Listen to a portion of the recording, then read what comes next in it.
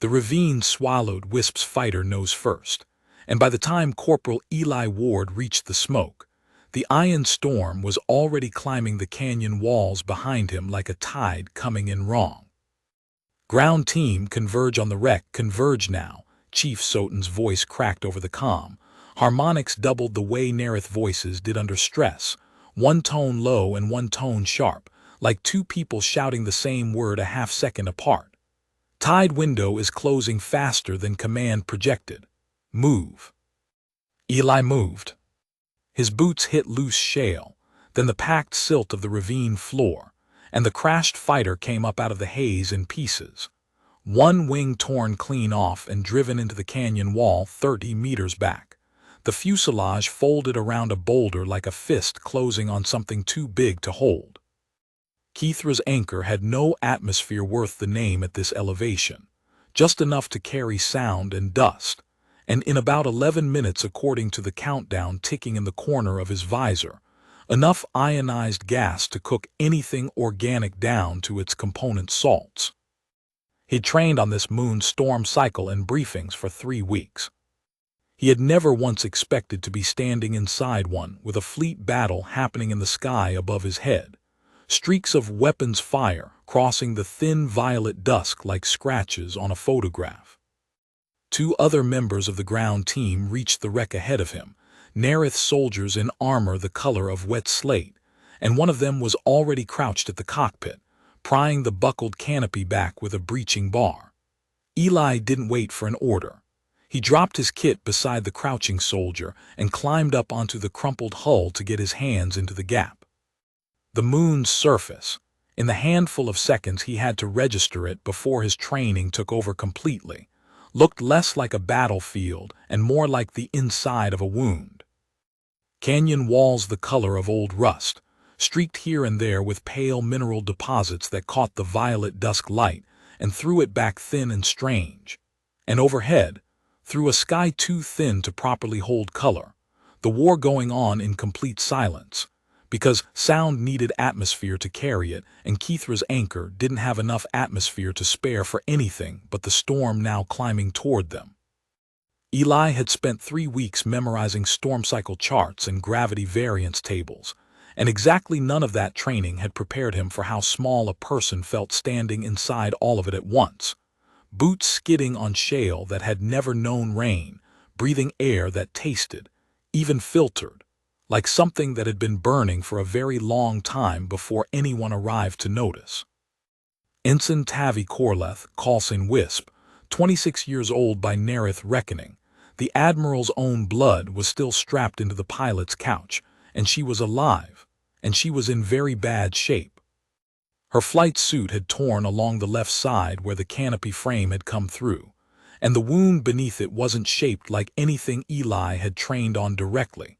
Not a laceration so much as a crushing tear. The pale gray hide split and weeping something dark, near black, that oxidized on contact with the thin air into a color like old rust. Nerith blood ran violet inside the body and turned to that rust black the moment it hit open air, which was, Eli had been told in his cross-species trauma briefings, both a diagnostic gift and a very bad sign. The darker and faster it turned, the worse the wound underneath. This was turning fast. Worse at the base of her throat, where a human's collarbone would sit, the twin slits of her secondary gills, vestigial in most Nerith who'd spent their whole lives on land, but never fully closed, never fully useless, were fluttering out of rhythm, stuttering, then going still for 2 full seconds before fluttering again.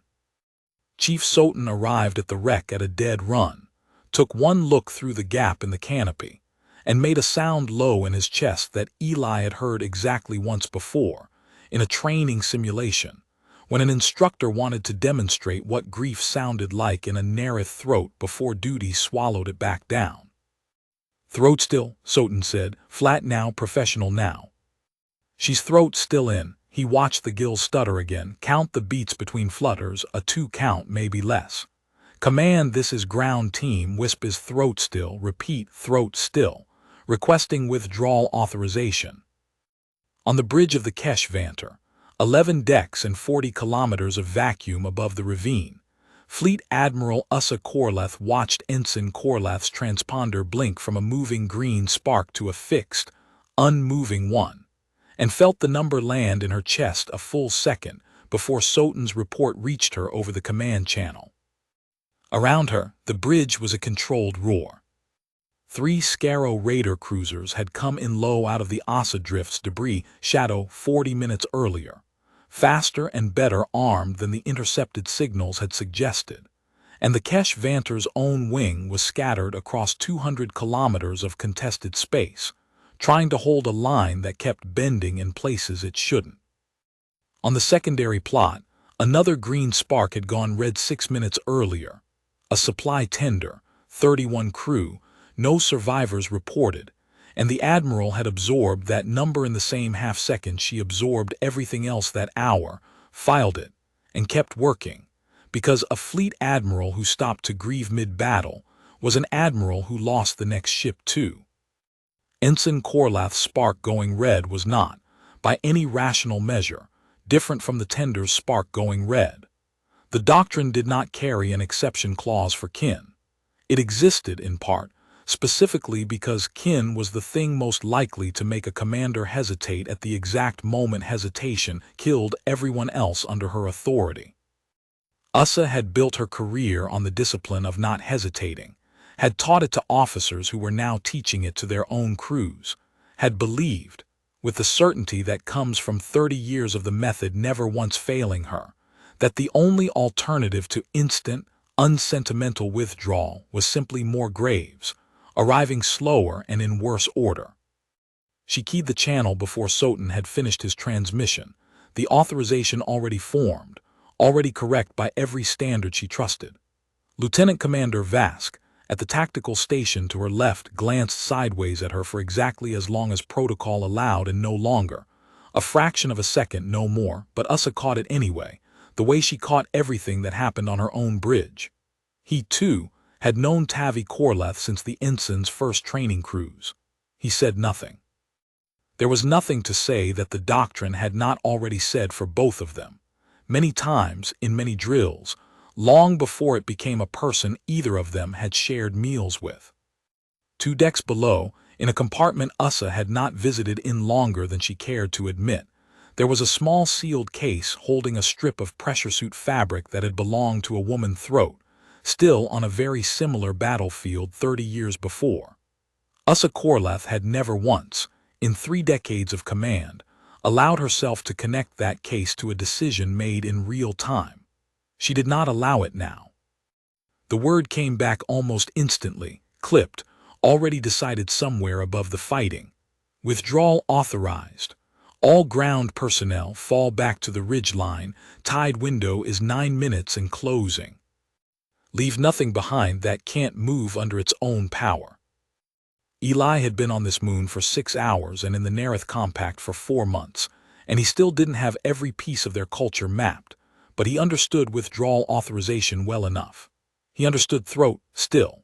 He'd had it explained to him in the same clinical tone the instructor had used for the grief sound.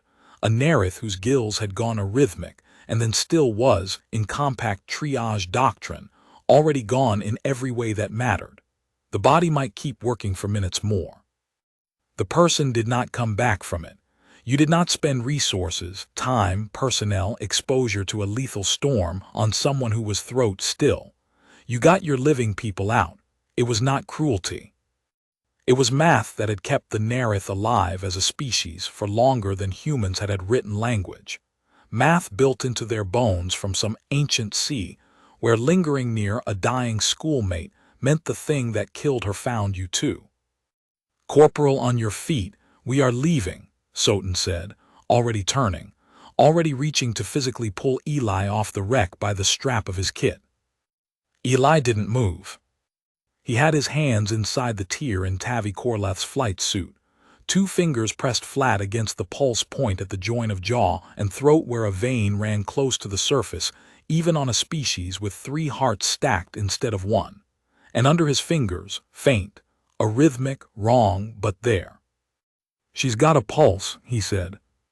"She's throat still," Soton said again, like repeating it louder would make Eli understand it. The gills don't lie, Corporal. It's not a guess, it's not a hope, it is a measurement, and the measurement says she is already.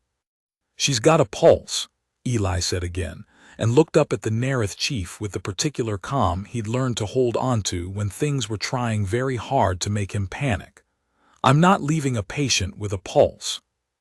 Somewhere behind Soton's shoulder, one of the other soldiers had already started backing toward the ridge, glancing at the sky, at the faint green shimmer starting to crawl along the canyon's upper rim, where the storm's leading edge was licking down toward them like something testing the water before it committed. Soton's throat pulsed once, hard. The gesture Eli had learned meant something between a wince and a held breath. There is no protocol for this, he said. There is no version of this where you stay, and I do not have to explain to the fleet mother why I left her kin's medic behind with her kin's corpse. Then don't leave me, Eli said. Leave the rest of the squad, take them up, that's your job, this is mine. For a second, less than a second, something crossed the chief's flat gray face that might have been respect, might have been horror, might have been both at once. The way those two things could sometimes sit in the same expression. Then his earpiece crackled, another voice cutting in over the command channel, one Eli hadn't heard live before but recognized instantly from every briefing packet he'd been issued since coming aboard the Kesh Vanter, clipped, controlled, carrying that same double-toned Nerith harmonic but pressed flat and hard, like a blade folded down to its edge. Ground team, this is Fleet Command. Report Ensign Korlath's status immediately. Soton straightened without meaning to, the reflex of 40 years' service snapping his spine before his brain caught up. Fleet Mother, she's throat still. Ground team is initiating withdrawal per doctrine. A pause not long. Just long enough that Eli, still crouched with his fingers on a fading pulse, and 11 minutes of clean air narrowing toward 9, understood that somewhere above the battle, a woman he had never met was absorbing the fact that her own blood was already, by the only measurement her people trusted, gone. Confirmed, Admiral Yssa Korlath said, and her voice did not break, did not so much as bend. Withdraw the team, all of it. Ma'am, the human medic is refusing the order. Another pause, longer this time. Say again. The human, Corporal Ward. He has his hands on her, and he is refusing to withdraw. The Admiral's voice came back with an edge in it now, not anger exactly, something colder and more surprised than anger, the sound of a woman recalculating a number she'd been certain of for a very long time. Put him on. Soton yanked the comm bead from his own ear and pressed it into Eli's hand, and Eli fitted it in place without taking his fingers off Tavi Korlath's throat. This is Ward, he said. Corporal, the word came out precise, each syllable given exactly its weight, no more, no less. You have 9 minutes before the tide reaches your position and cooks every organic molecule in that ravine down to ash and salt. My officer is throat still. There is nothing you can do for her that is worth your life. I am ordering you personally to leave her and withdraw with the rest of the ground team. Confirm. Eli looked down at Tavi Korlath's face. Young, by whatever standard Nerith used for young, the pale gray skin around her eyes gone a shade darker with shock, her mouth slightly open around a breath that kept almost stopping, and then, stubbornly, starting again. And he thought about every human soldier he'd ever stood over in a med tent who'd been written off by someone with more rank and less time to spend. And how many of them had lived anyway, because somebody with dirt on their knees had decided the paperwork could wait. Negative, he said. I'm staying with her. Corporal Ward. Something had shifted in the Admiral's tone, not softer, just recalibrating in real time, the way a targeting system does when the thing it's tracking suddenly moves in a direction the model didn't predict. I am aware of your service record. I am aware of your species' documented history in situations like this one. I do not require you to perform loyalty for the sake of the Alliance. You are permitted to save yourself. It is, in fact, expected. There it was, plain and unadorned, no cruelty in it, just fact as she understood it, expected. He knew what she meant. He'd read the same files she had, or versions of them, 3 decades of war between Earth and the old compact border fleets, decades in which humans had more than once. In the archives the Nerith kept, cut losses and run when the numbers said running was correct. It wasn't an insult. It was, in the Admiral's mind, simply what the data showed. Humans were smart enough to know when a fight was already lost, and pragmatic enough not to die proving otherwise. "With respect, ma'am," Eli said, "your data's out of date." He didn't wait for a reply. He clicked the beat-off transmit and went to work. The tide window sat at 8 minutes and 40 seconds when Chief Soten, against every instinct 40 years of doctrine had built into him, ordered his 2 remaining soldiers up the ravine wall. And then, before he followed them, crouched one more time at the lip of the wreck and looked at Eli with an expression that had finally settled into something plain and human-readable even across the gap between their 2 species. "There is a comm relay in your kit," Soten said. "Leave it live. If you live long enough for the tide to pass, someone will hear you when it does. If you don't," he stopped, started again. "She would have run for you. That is not a compliment, Corporal. It is doctrine. I am telling you so that you understand what you are choosing to be worth more than." "Noted," Eli said, already cutting away the ruined section of Tavi's flight suit with his trauma shears. "Go. You're wasting her air standing there." Soten went. The sound of Nerith boots on shale faded up and out of the ravine, and then it was just Eli, and the wreck, and Tavi Korlath's stuttering pulse, and a green shimmer sliding slow and patient down the canyon walls like something that had all the time in the world because it did, and he didn't. He got his kit open on the buckled hull plating and started doing the only thing he knew how to do, which was refuse to let the math win before he'd at least tried to change the numbers. The first problem was the wound itself. Nerith physiology ran hot compared to human, a resting core temperature that would have been a raging fever on a person. 3 separate hearts working in a staggered rhythm that Eli's monitor had needed a full week of calibration data to read properly. And the tear along her side had opened deep enough that he could see the dark sheen of what his training called the secondary musculature, a layer of dense fibrous tissue Nerith carried under the ribs that human anatomy simply didn't have, evolved. Someone had told him once, from an ancestral need to brace against deep-water pressure. It was bleeding into itself, pooling black-violet under skin gone the color of wet ash.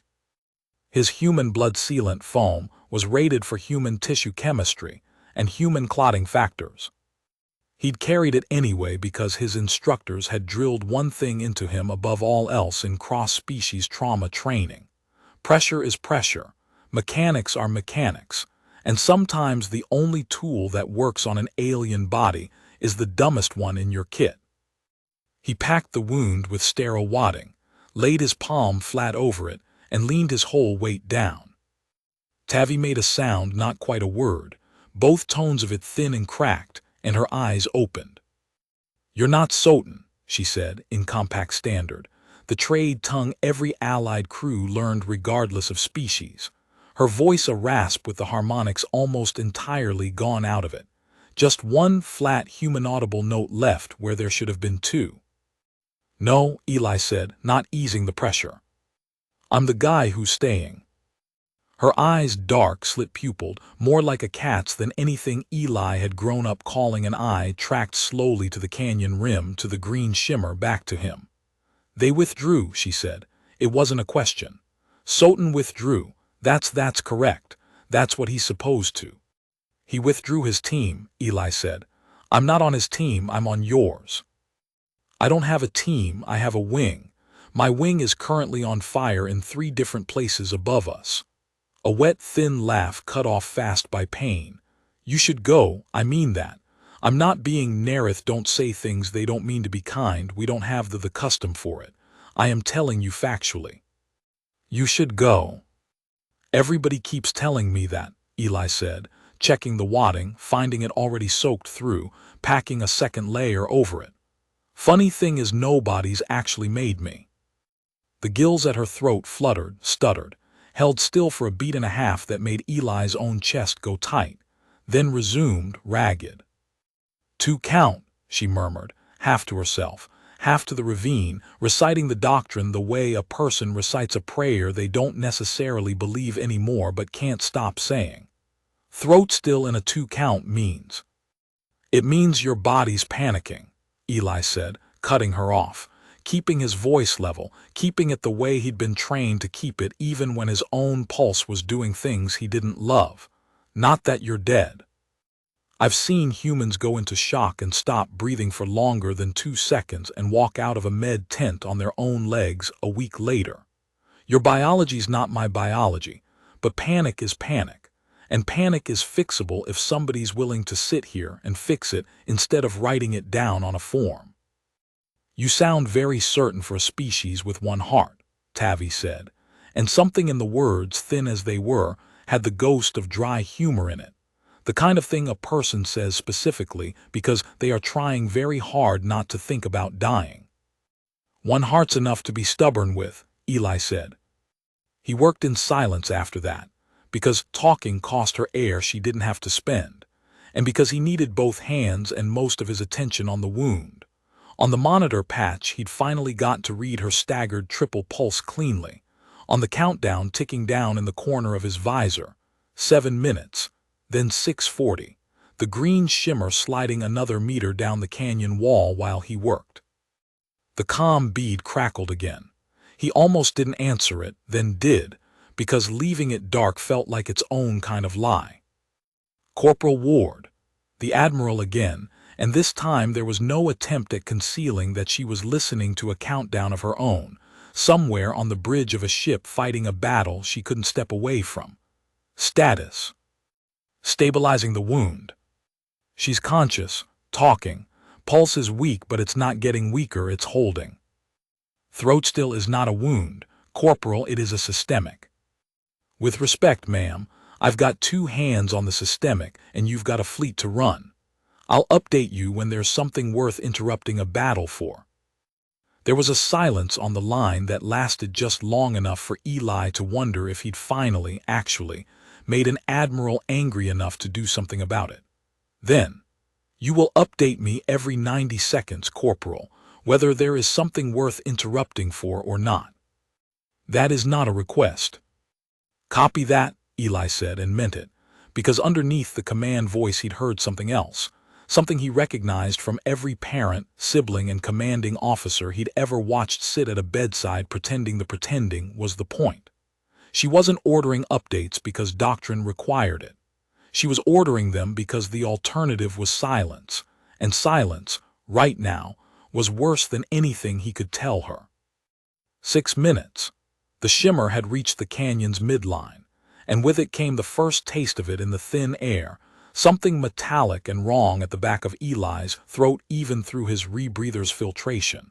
A warning that the storm's ionized leading edge was starting to bleed particulates down ahead of the main front. He got the wound packed, got a pressure wrap cinched as tight as he dared without crushing whatever fragile architecture sat beneath Nerith ribs, and moved to the gills. This was the part his training hadn't covered in depth, because in 4 months aboard the Keshvanter he'd treated exactly 1 Nerith gill injury, a training accident, mild, nothing like this. The secondary gills weren't for breathing air.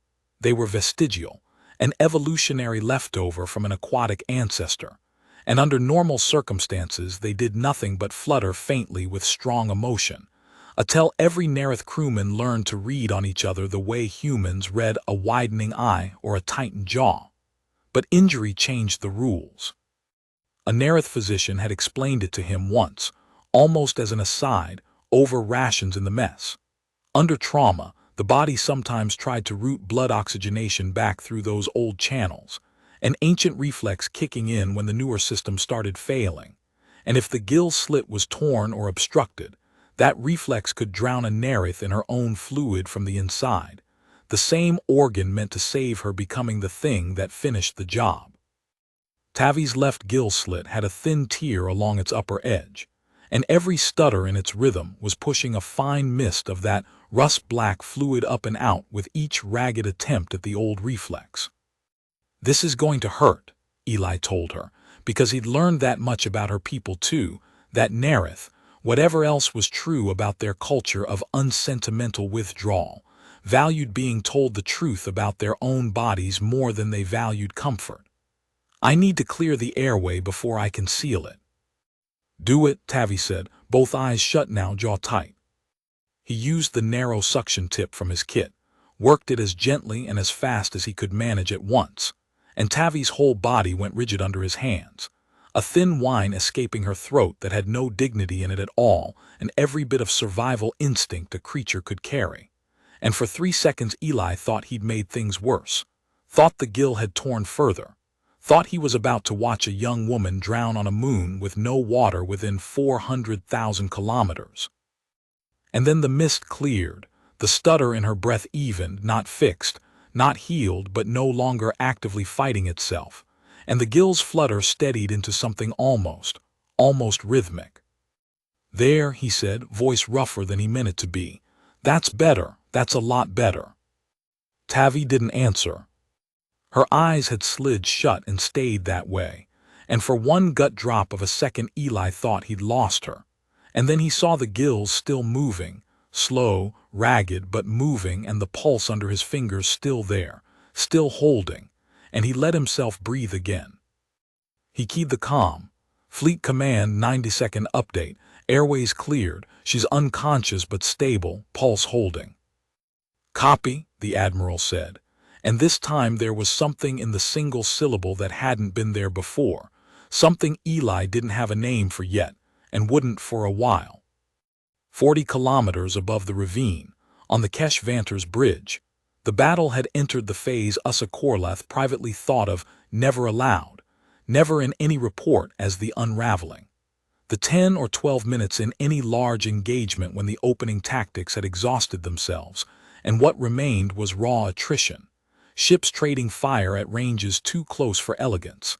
Captains making decisions faster than doctrine could properly evaluate them. Lieutenant Commander Vask's voice cut through the layered chatter of a dozen simultaneous channels. "Fleet Mother, Havorn's Oath is taking sustained fire from 2 of the 3 raiders. Her shields are down to 11% and falling. Her captain is requesting permission to break formation and withdraw toward the debris shadow." Ussa's eyes went to the tactical plot without her needing to think about where to look. 11 years of commanding this bridge had worn a groove into her attention that found the relevant spark on a screen of 200 sparks, the way a hand finds a familiar doorknob in the dark. Havorn's Oath was a light escort destroyer, 63 crew, currently absorbing fire meant to punch through to the supply convoy she was screening. If she withdrew, the convoy behind her, 4 more transports, none of them armed for anything heavier than point defense, would be exposed to the raiders' full attention within 90 seconds. "Denied," Yssa said. "Redirect 2 batteries from the HFY's portside array to suppress the raider on Havorn's Oath's flank. Tell her captain to hold and buy me 40 seconds. Vask's throat pulsed, not quite the grief gesture, something closer to its cousin, the reflex of a man doing arithmetic he did not like the answer to. "Fleet Mother, redirecting portside batteries opens our own flank to the 3rd raider. We would be trading Havorn's Oath's exposure for our own." "I'm aware of the trade, Commander." She was already moving toward the tactical station, not because Vask needed supervision, but because some decisions, she had learned across 3 decades of command, needed to be given standing up, in a voice that carried the weight of a body committed to the outcome rather than a voice alone. Havorn's Oath has 63 crew and a convoy of unarmed transports behind her. The 3rd raider, if it comes for our flank, comes for a ship that can actually fight back. I would rather take a hit I'm built to take than let a destroyer with a dying shield generator take one she isn't. It was, she noted somewhere in the part of her mind that never entirely stopped auditing itself, Precisely the kind of calculation the old doctrine would have called sentimental if it had cost more than it saved. And precisely the kind of calculation 30 years of command had taught her to make anyway. Because a fleet that only ever protected its strongest ship was a fleet that taught every smaller crew serving under it exactly how expendable they were. And expendable crews did not fight with the same nerve as crews who believed their admiral would bleed for them first. Below decks, in a canyon she could not see and would not reach for what her instruments told her was still 9 minutes at minimum, a human corporal she had ordered twice to abandon her kin was in the process of proving the same principle to her from the opposite direction. And Yssa was, in the controlled roar of her own bridge, distantly and uncomfortably aware of the symmetry, even as she gave the order that widened her own exposure to save a destroyer full of strangers. Batteries redirected, Vask reported. Havorn's Oath's shield stabilizing at 9%. She's not out of the fire, Fleet Mother, but she's not dying in the next 10 seconds either. Good. Tell her captain that was the only present I'm handing out today, and he'd better not need a second one. A ripple of something that might, on a human bridge, have been a laugh went through the tactical crew. Not disrespect. Yssa understood the sound for what it was. The particular release valve a crew needed in the middle of an engagement that had already cost them a supply tender and would, before the hour was out, cost them more. She did not smile. She rarely did on this bridge in the middle of anything. But she let the sound pass without correcting it, because a crew that couldn't find that half-second of air in the middle of dying men and burning ships was a crew that broke sooner, not later. The third raider, as if it had heard her wager and taken personal offense, chose that moment to swing its firing arc toward the Kesh Vanter's exposed port side. 3 heavy weapons batteries lighting the tactical plot with a converging red cone that made even Vask go very still for half a second.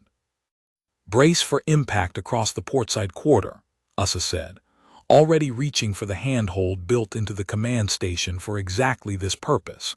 A small, unglamorous fixture she had used more times in 11 years than she cared to count. Damage control, stand by to report the moment it lands.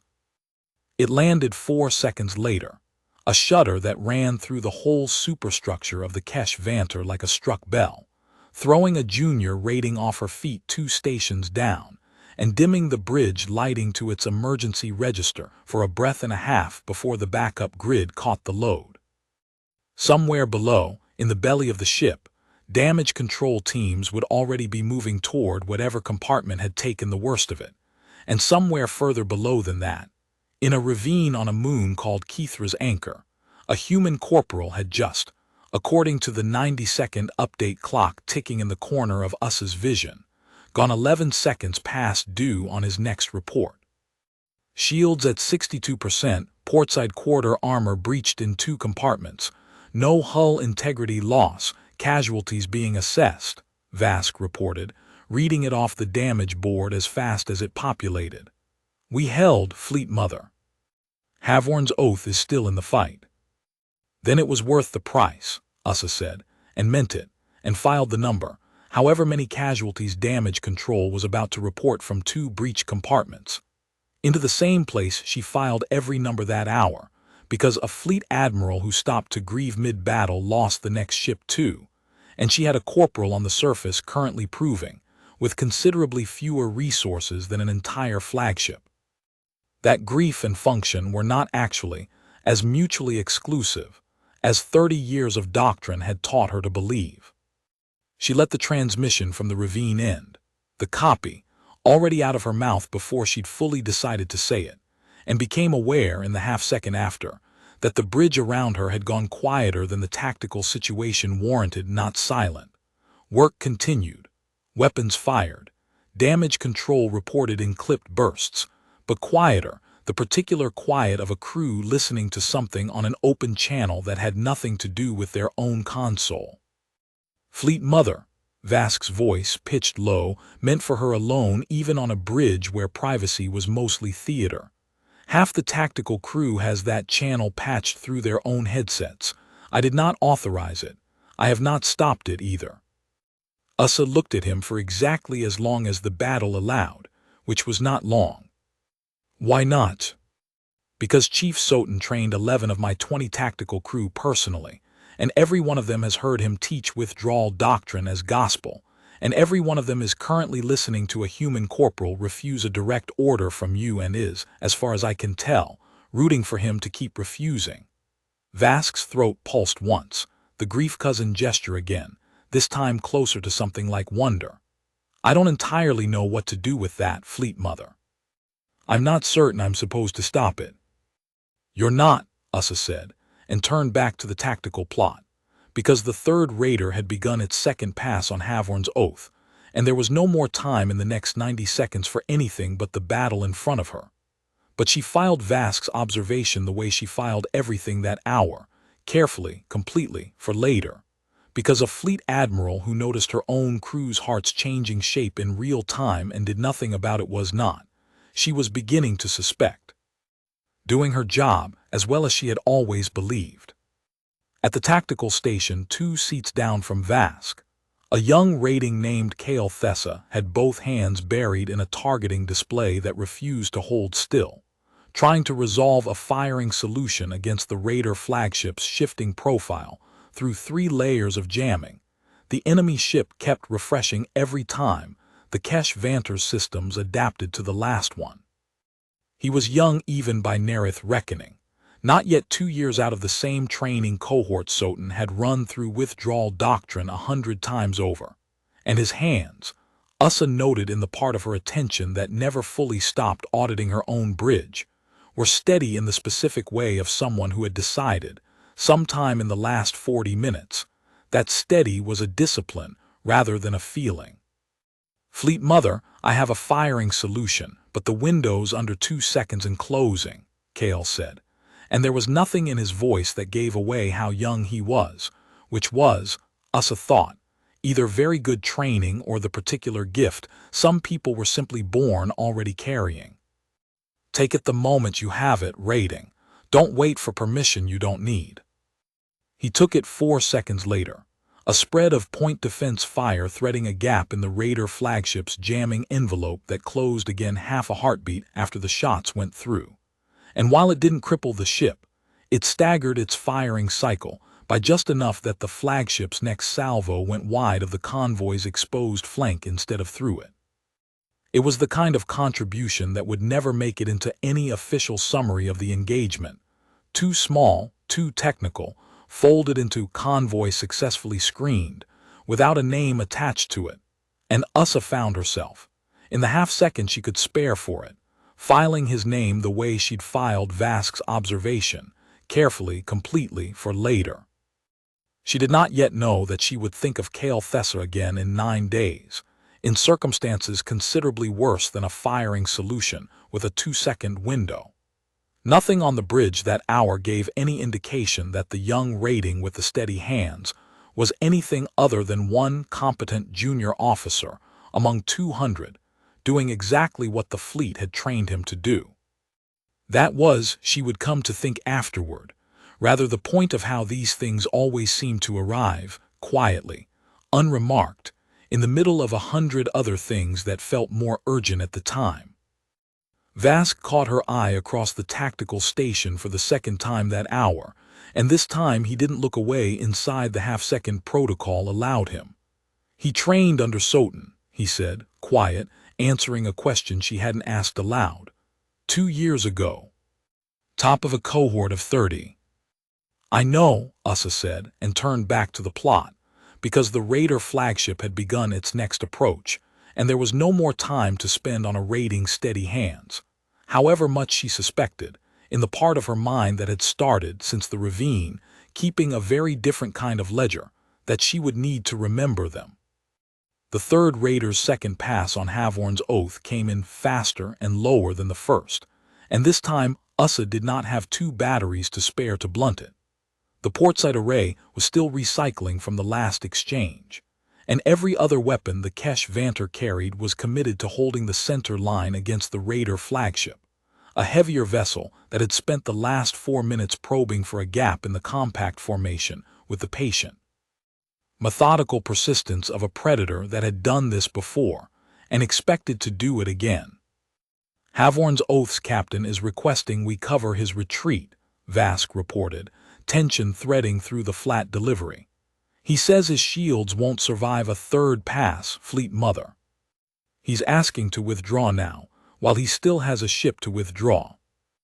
This was, Yssa understood in the half-second she allowed herself to consider it, the actual test, not the one playing out in a ravine 40 kilometers below her boots, but this one here, on her own bridge, where the doctrine she had spent 30 years building said clearly that a ship with failing shields facing a third pass it could not survive withdrew, immediately, without sentiment, because dead crews saved no one and doctrine existed precisely to make that call before panic or loyalty could cloud it.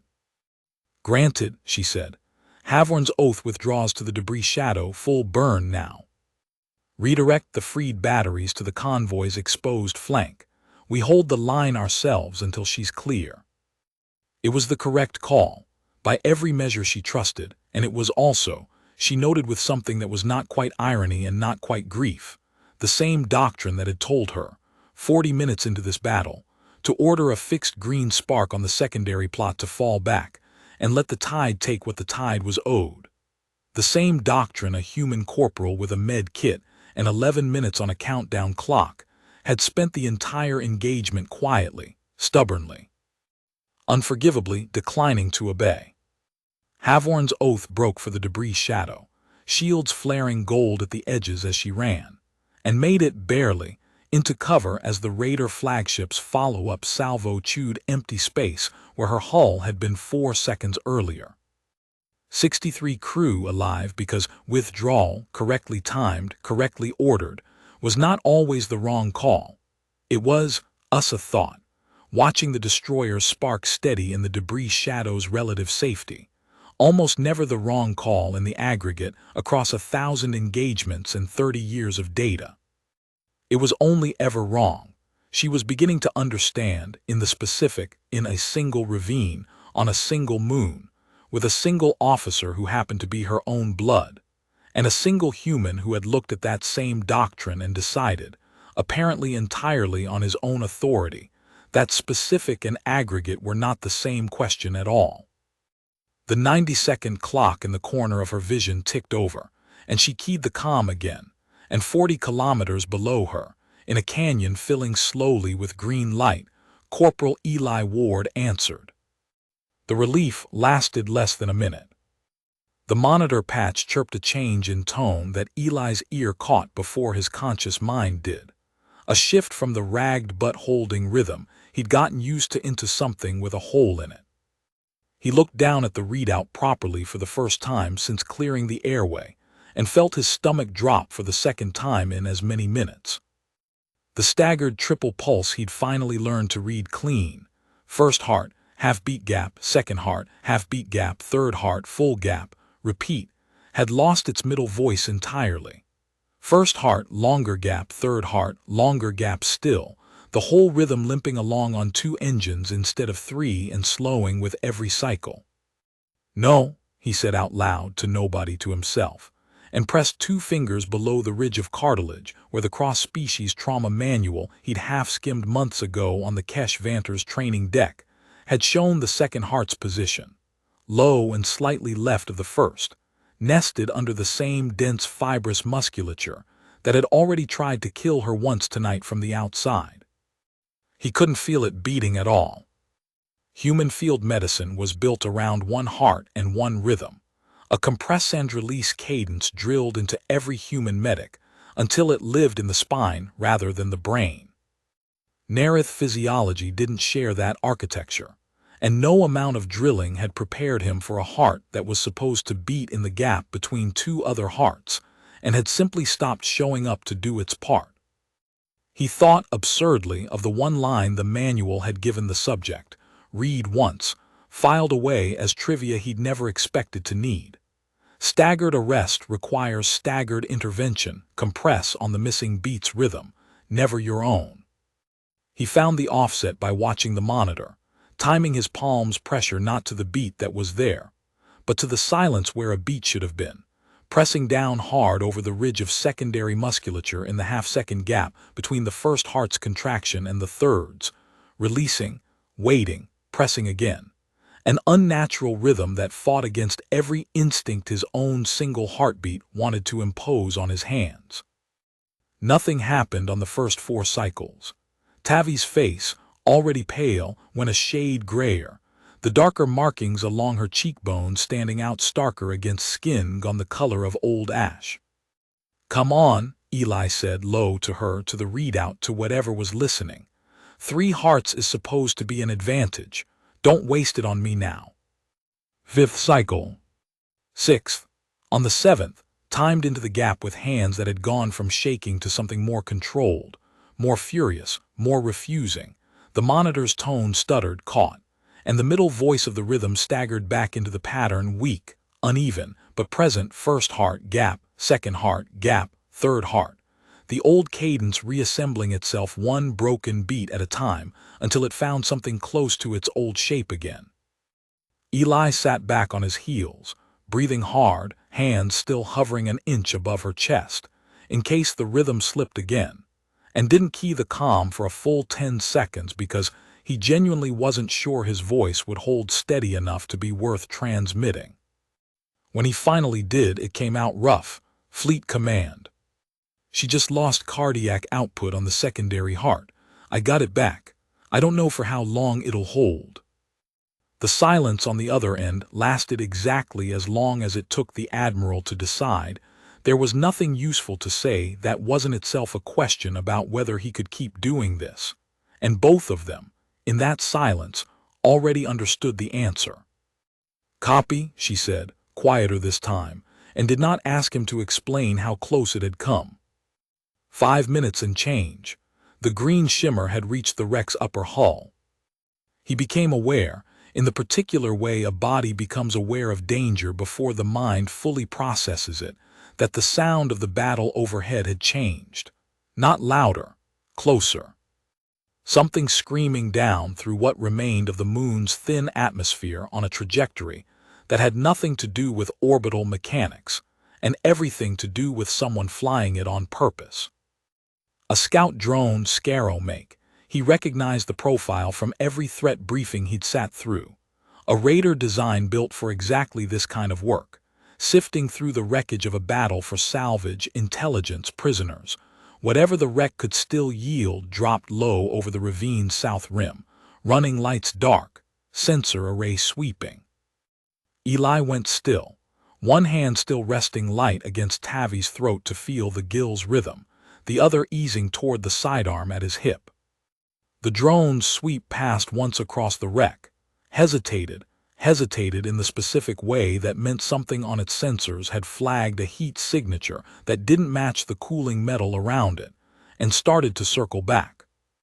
He had maybe 4 seconds before it made a decision about what it was looking at, and every option in front of him was bad. He couldn't move Tavi without undoing everything he'd just spent 5 minutes doing. He couldn't leave her to draw the drone off. He had a sidearm rated for close engagement against unarmored targets, and a scout drone with, if the threat briefings were accurate, a chassis that would shrug off small arms fire like rain. What he had instead was the wreck itself, 40 meters of torn fighter hull throwing back heat signatures of its own, cooling unevenly, a landscape of false positives the drone's sensors would have to sort through one at a time. He eased himself down flat against the hull plating, pulling a torn section of the fighter's outer skin up and over both of them like a blanket made of scrap metal, angling it to throw the drone's thermal read back at itself, and held his breath, and waited, one hand still on Tavi's pulse, the other on the sidearm, counting seconds against the storm's countdown ticking down in the corner of his eye. The drone's engine note grew, held directly overhead for 3 long seconds that felt considerably longer, and then, unhurried, uninterested, moved on, sweeping north along the ravine toward the next patch of wreckage. Eli let his breath out slow through his teeth and did not move for another 10 seconds, just to be sure, and the relief of it lasted exactly that long. Through the gap where the hull plating met the boulder, He caught the drone bank hard against the canyon's north wall, hover, and burn a single amber signal light 3 times in quick succession, not a random maneuver. A marker. He'd sat through enough threat briefings to recognize a salvage flag when one lit up 40 meters from his head. A second craft answered it almost immediately, low and slow, engines throttled down to something closer to a hover crawl than a proper flight profile, descending out of the haze along the ravine's northern bend. It set down on a flat shelf of rock less than 150 meters from the wreck, and 2 armored figures dropped from its belly hatch before the landing struts had finished settling, moving with the unhurried, methodical gait of people who did this for a living and had never once been rushed by anything that hadn't already killed them. Scarrow salvage troopers. Squat, heavy-shouldered armor built to carry cutting tools and cargo webbing as much as weapons, visors slitted amber against whatever passed for light on their homeworld. They weren't hunting him specifically, not yet. They were doing exactly what their drone had flagged them to do, working the wreck line for anything with resale value, and a fresh fighter kill with an intact cockpit was precisely the kind of prize that drew a crew like this out into the open, even with a storm bearing down and a battle still screaming across the sky.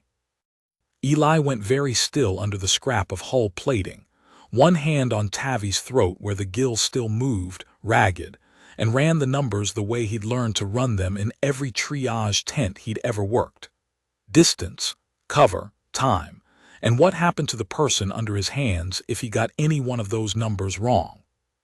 150 meters. If the troopers searched the near wreckage systematically, and Scarrow salvage crews had a well-earned reputation for being nothing if not systematic, they'd reach the fighter in 6 minutes, maybe 7. The storm had roughly that same window left before it made the question academic for everyone in the ravine, human and Scarrow alike. He turned over every option he could think of in the space of about 4 seconds. Stay hidden and hope the clock beat the search pattern. Drag Tavi somewhere the drone hadn't already flagged and risk undoing everything holding her together. Signal for pickup, and accept that any shuttle brave enough to answer would be flying directly into a live firefight on top of everything else already trying to kill them. None of the options that kept him from fighting were actually options. They were just slower ways of losing. He kept the comm on mute, kept his breathing slow and even against the taste of struck matches thickening in the thin air, and watched through a finger's width of gap in the plating as the 2 armored shapes fanned out along the wreck line, cutting torches sparking to life, prying open hatches on debris that had nothing left inside worth taking. They were 40 meters out when the first one stopped, head tilting, and Eli understood with a cold drop in his stomach that the heat signature problem hadn't gone away. It had simply been patient. The trooper said something short and guttural into a helmet comm, and both of them turned, unhurried, toward the fighter wreck. Eli's options collapsed to exactly one that didn't involve losing Tavi Korlath to a salvage crew or a storm, and he took it before he could talk himself into believing there was a better one. He eased his sidearm free, checked the charge, 11 shots, no reserve cell, because his reserve cell was currently keeping a Nerith officer's lungs from filling with her own blood, and picked his angle off the twisted spar of the fighter's severed wing, a piece of wreckage tall enough to break his silhouette and solid enough, he hoped, to eat at least a few rounds of return fire if it came to that. The lead trooper came around the boulder at a steady clip, cutting torch already dimming in his offhand as he reached for a sidearm of his own, and Eli put 2 rounds into the narrow seam where helmet met shoulder plate before the trooper had fully processed that the heat signature under the scrap metal wasn't cooling wreckage at all. The trooper went down without a sound beyond the clatter of armor on rock, and for one suspended second, the ravine held nothing but the hiss of the storm's leading edge and the ragged rhythm of Tavi's breathing under Eli's other hand. Then the second trooper opened fire. The shots went wide, chewing rock and hull plating 6 inches from Eli's shoulder, and he dropped flat behind the wing spar as a second burst tracked lower, closer, one round catching the outer edge of his thigh in a graze that felt, for the first half-second, like nothing at all, and then in the second half-second like a great deal. He bit down on the sound that wanted to come out of him and returned fire blind around the spar's edge, more to buy a beat of cover than to hit anything, and heard the trooper's boots shift on gravel, repositioning. "Ward, report, we are tracking weapons discharge at your position." The Admiral's voice, sharp and sudden in his ear, the comm apparently not as muted as he'd thought. "Contact," Eli said, teeth gritted, pressing a hand flat against the graze on his leg without taking his eyes off the spar's edge. "One trooper down, one active. Need 30 seconds, ma'am. I'm extremely busy." He heard, distantly, something in her voice that might have been a curse in a language he didn't speak. And then the comm went quiet in the specific way that meant she was doing something rather than saying anything. The second trooper came around the spar low and fast, weapon already tracking, and Eli did the only thing left in the half-second he had. He grabbed a fist-sized chunk of jagged hull plating and threw it hard into the trooper's visor, not to kill, just to buy a flinch, and the flinch bought him exactly enough time to close the distance and put his last 3 rounds through the gap at the trooper's throat seal before the return fire found him. The trooper folded. The ravine went quiet again, quiet enough that Eli could hear his own pulse hammering in his ears, quiet enough that the taste of struck matches in the thinning air seemed suddenly very loud. Then the ravine told him it wasn't finished. The first trooper's discarded cutting torch, still guttering where it had rolled from a dead hand, found the leaking fuel cell in what remained of the fighter's severed wing, and the resulting flare wasn't an explosion so much as a cough. A short, ugly gout of blue-white flame that lit the whole ravine for half a second and sent a shudder through the wreck's frame that Eli felt in his teeth before he heard it. Overhead, a curved section of the wing's trailing edge, already sheared half loose by the crash and further weakened by 6 seconds of stray gunfire, groaned, shifted, and began, with the patient inevitability of something that had been waiting all night for an excuse, to slide. It was sliding toward the cockpit. Eli didn't think about it in words. There wasn't time for words. He got his shoulder under the lowest edge of the section before his brain had finished identifying it as a threat, boots skidding on loose shale, and held it there, not stopping it. Nothing human-shaped could have stopped several 100 kilos of alloy on a determined slide, but redirecting it. Walking it sideways along the curve of the boulder, it was already resting against, until its own weight carried it past the cockpit, and down into the ravine floor with a crash that threw dust and grit into the taste of struck matches already thick in his rebreather's filters. His legs screamed at him. He ignored it, because ignoring it was the only tool he had left, and turned back to the wreck with his ears ringing, and a fresh line of blood tracking warm down his forearm where the alloy's edge had opened him up on the way past. Nothing had touched Tavi. That was the only fact that mattered, and he held onto it the way he'd been holding onto her pulse for the last several minutes, hard enough that his hands didn't remember, until much later, that they'd been shaking the entire time. For a moment he simply crouched there, one hand flat against the boulder, breathing hard through a rebreather that was starting, faintly, to taste less like clean air and more like the ravine itself, and let the adrenaline finish its lap through his body before he trusted his hands with anything as delicate as a wound dressing again. Someplace back on Earth, in a classroom that felt now like it belonged to a different life entirely, an instructor had told his class that the difference between a medic who survived his first real casualty and one who didn't was rarely skill. It was usually just this: the 3 or 4 seconds after the crisis where you let yourself feel exactly how close it had been, and then made yourself stop feeling it, because the patient in front of you didn't care how close it had been. She only cared whether you were still useful. He didn't wait to see if either trooper moved again. He dragged himself back to Tavi's side on a leg that had started, unhelpfully, to burn in earnest, and checked her pulse with hands gone unsteady in a new and different way than before. Not fear this time, just the ordinary aftershock of a body that had spent the last 30 seconds deciding whether it was about to die. The staggered triple rhythm was still there under his fingers, ragged, thready, but present, apparently undisturbed by 6 seconds of gunfire 90 meters from her head, which struck Eli, in the strange sideways way exhaustion sometimes worked, as the single most reassuring thing that had happened to him all night. He pressed a length of gauze hard against the graze on his own leg, with hands that had started finally to shake, and keyed the comm.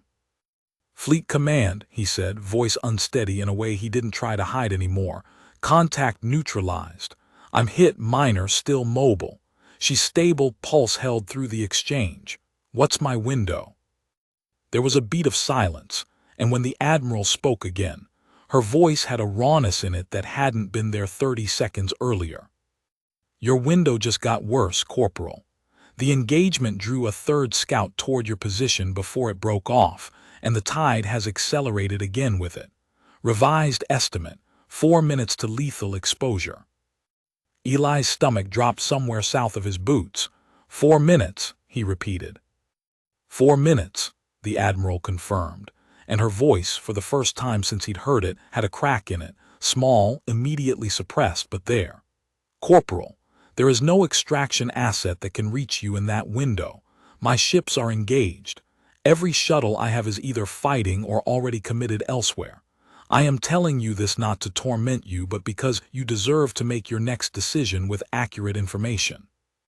If you leave her now on foot, you may reach the ridge line before the tide crests. If you stay, you will both die there."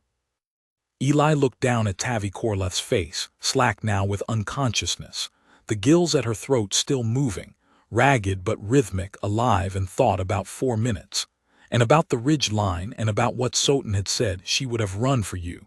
That is not a compliment, it is doctrine, and understood, with a clarity that surprised him with how little fear was in it, that he had already made this decision days ago, months ago, longer ago than that. In some room back on Earth where somebody had asked him why he wanted to be a combat medic, and he'd given an answer that had sounded, at the time, almost too simple to be true. "Copy the 4 minutes, he said. "I'm not leaving her." "Corporal." "Ma'am, with respect, you can keep ordering me and I'm going to keep saying no, and every second we spend doing that is a second I'm not spending keeping her breathing. So unless you've got a shuttle you haven't mentioned, I need you to let me work." The silence on the line this time stretched long enough that Eli genuinely thought the connection had dropped. Then, quiet, almost too quiet for the comm to carry clean. "Understood. I will not ask again." 3 minutes and 50 seconds. The green shimmer had reached the ravine floor 100 meters up canyon, moving now not like a tide easing in but like weather arriving, a visible front of ionized haze rolling down the ravine's length, and Eli could taste it properly now even through the rebreather, a taste like a struck match held too close. He did the only thing left that made any sense. He stripped his own rebreather's reserve line, the emergency cell every field kit carried in case a primary failed, and jury-rigged it with a length of medical tubing into a makeshift line, running to a breathing mask. He cut down from Tavi's ruined flight helmet, sealing it as best he could over her nose and mouth, angling the seal to spare the torn gill from further pressure. It wasn't rated for her chemistry. Nerith processed a slightly different balance of gases than humans did, but a little clean oxygen, he'd been told once, in an offhand comment from a Nerith medic he'd shared a duty shift with, was rarely the thing that killed a patient. Bad air killed. Clean air, wrong ratio or not, usually just helped. It meant his own reserve was gone. It meant when the storm's edge reached them in under 4 minutes, his own filtration would be running on whatever his primary line could scrub out of air that was about to turn actively toxic, with no backup if the primary clogged. He did it anyway, because the math had never been the point. He pulled the scrap of hull plating back over them both, angled to buy whatever margin of shelter the metal could offer against the ionized particulates now visibly drifting down the ravine like fog with teeth in it. And he lay down beside Yssa Korlath on the cooling wreck of her own fighter, one hand still on her pulse, and he waited. "Fleet Command," he said into the calm, voice steady because he made it steady, 3 minutes to exposure at my position. Wanted you to have that on record. She's stable. I've rigged supplemental air off my own reserve. If this doesn't work, I want it noted that it was my call, not hers, and not anybody else's." There was a sound on the other end that might have been the Admiral drawing breath to answer, and might have been something else entirely, and then a second voice cut across the channel, urgent, breathless, clearly not meant for Eli's ears but carried anyway in the chaos of an open command channel during a battle. "Fleet Mother, the Anvil's reach is disengaging from the main line. She says she can make the ravine in 90 seconds if you authorize the flight path through the debris corridor," she says. "Authorized," the Admiral said, so fast the word barely had shape, and then to Eli, sharper, faster than he'd heard her speak yet. "Corporal, hold position." "Do you understand me? Hold. I am sending a shuttle. Hold." Eli's heart, which had been keeping a steady, grim rhythm through everything else that had happened in the last 11 minutes, did something complicated and hopeful that he didn't have time to examine. "Copy, holding," he said, and then, because the taste of struck matches was getting stronger by the second, and the shimmer was close enough now to see individual threads of green light crawling along the exposed edges of the wreck. "Ma'am, whoever's flying that shuttle needs to know the ravine's got at least one Scarrow scout still working the wreckage, maybe two." "She knows," the Admiral said, and for just a moment underneath the command voice, Eli heard something that sounded almost like a laugh, thin and disbelieving and entirely without humor in it. "She's the one who reported them." 2 minutes and 10 seconds. The shimmer reached the lip of the ravine wall directly above the wreck and began, visibly, to pour down it. And Eli tucked his body as close over Tavi's as the wound packing allowed, shielding the makeshift mask, shielding the wound, making himself as much of a wall between her and the storm as one human body could be, and thought, with a strange, floating calm, that if this was the last thing he did, it was at least a thing worth doing. The scream of a shuttle's engine cut through the storm's rising hiss like a blade through cloth. It came down the ravine low and fast, running lights blazing bright enough to cut visibility through the thickening haze, and Eli had just enough time to register the hull markings. Not a standard recovery shuttle at all, but a command vessel, small, fast, armed, the kind of craft that belonged docked at a flagship's spine, and not diving into a storm-choked canyon under enemy fire. Before it put down hard on the wreck's flattest available stretch of hull plating, thrusters screaming against the rock. And a figure came out of the open hatch before the landing struts had finished settling. She moved like someone who had trained her whole life for exactly this kind of motion, and had never once expected to use it personally. Low, fast, a compact energy weapon in one hand and a portable stretcher frame folded against her back, and even through a hazard visor fogged with the storm's first particulates, Eli recognized the rank markings on her shoulder and understood, with a jolt that had nothing to do with the countdown now reading under 90 seconds, exactly who had chosen to fly this shuttle herself instead of ordering someone else to. "Corporal Ward." Admiral Yssa Korlath's voice came through his comm and through the open air at the same instant, doubled and strange. "Status of my officer." "Alive," Eli said, already moving, already helping haul the stretcher frame flat against the hull beside them. "Barely. Airways compromised, wounds packed, but it needs a real medbay in the next 10 minutes or the packing won't hold."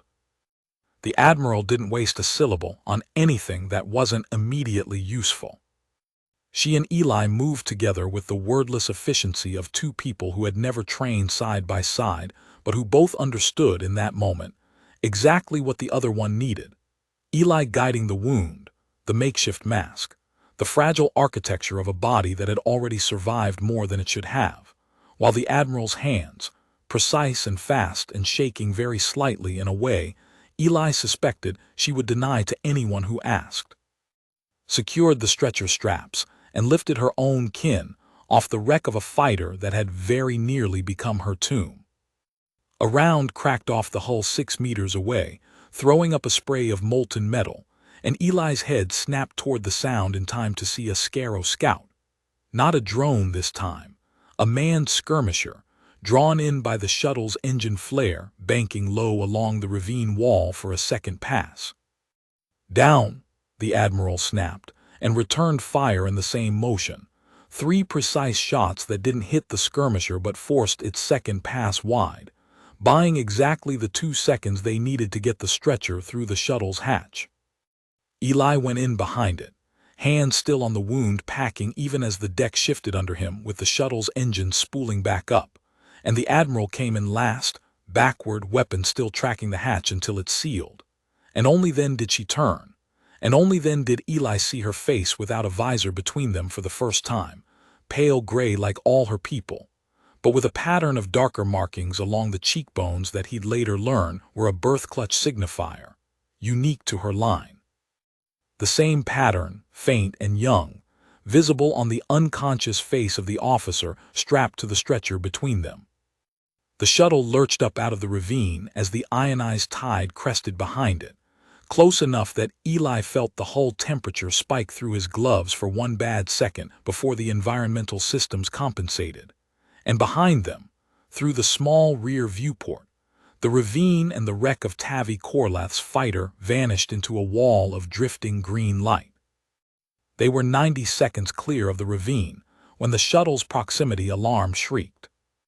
"Contact, 6 o'clock high," the Admiral said, already banking hard, one hand still braced against the stretcher frame to keep it from sliding while the other found the shuttle's control yoke.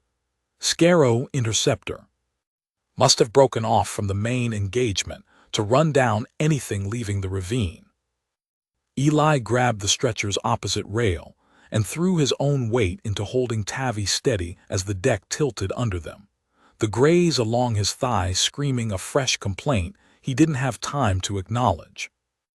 A round took the shuttle's aft shielding with an impact that rattled through the hull like a struck bell, and somewhere behind his head, a system panel sparked and went dark, an alarm chirping twice before a flat automated voice announced, with the same calm it would have used to report a minor fuel discrepancy, that secondary thruster control had been compromised.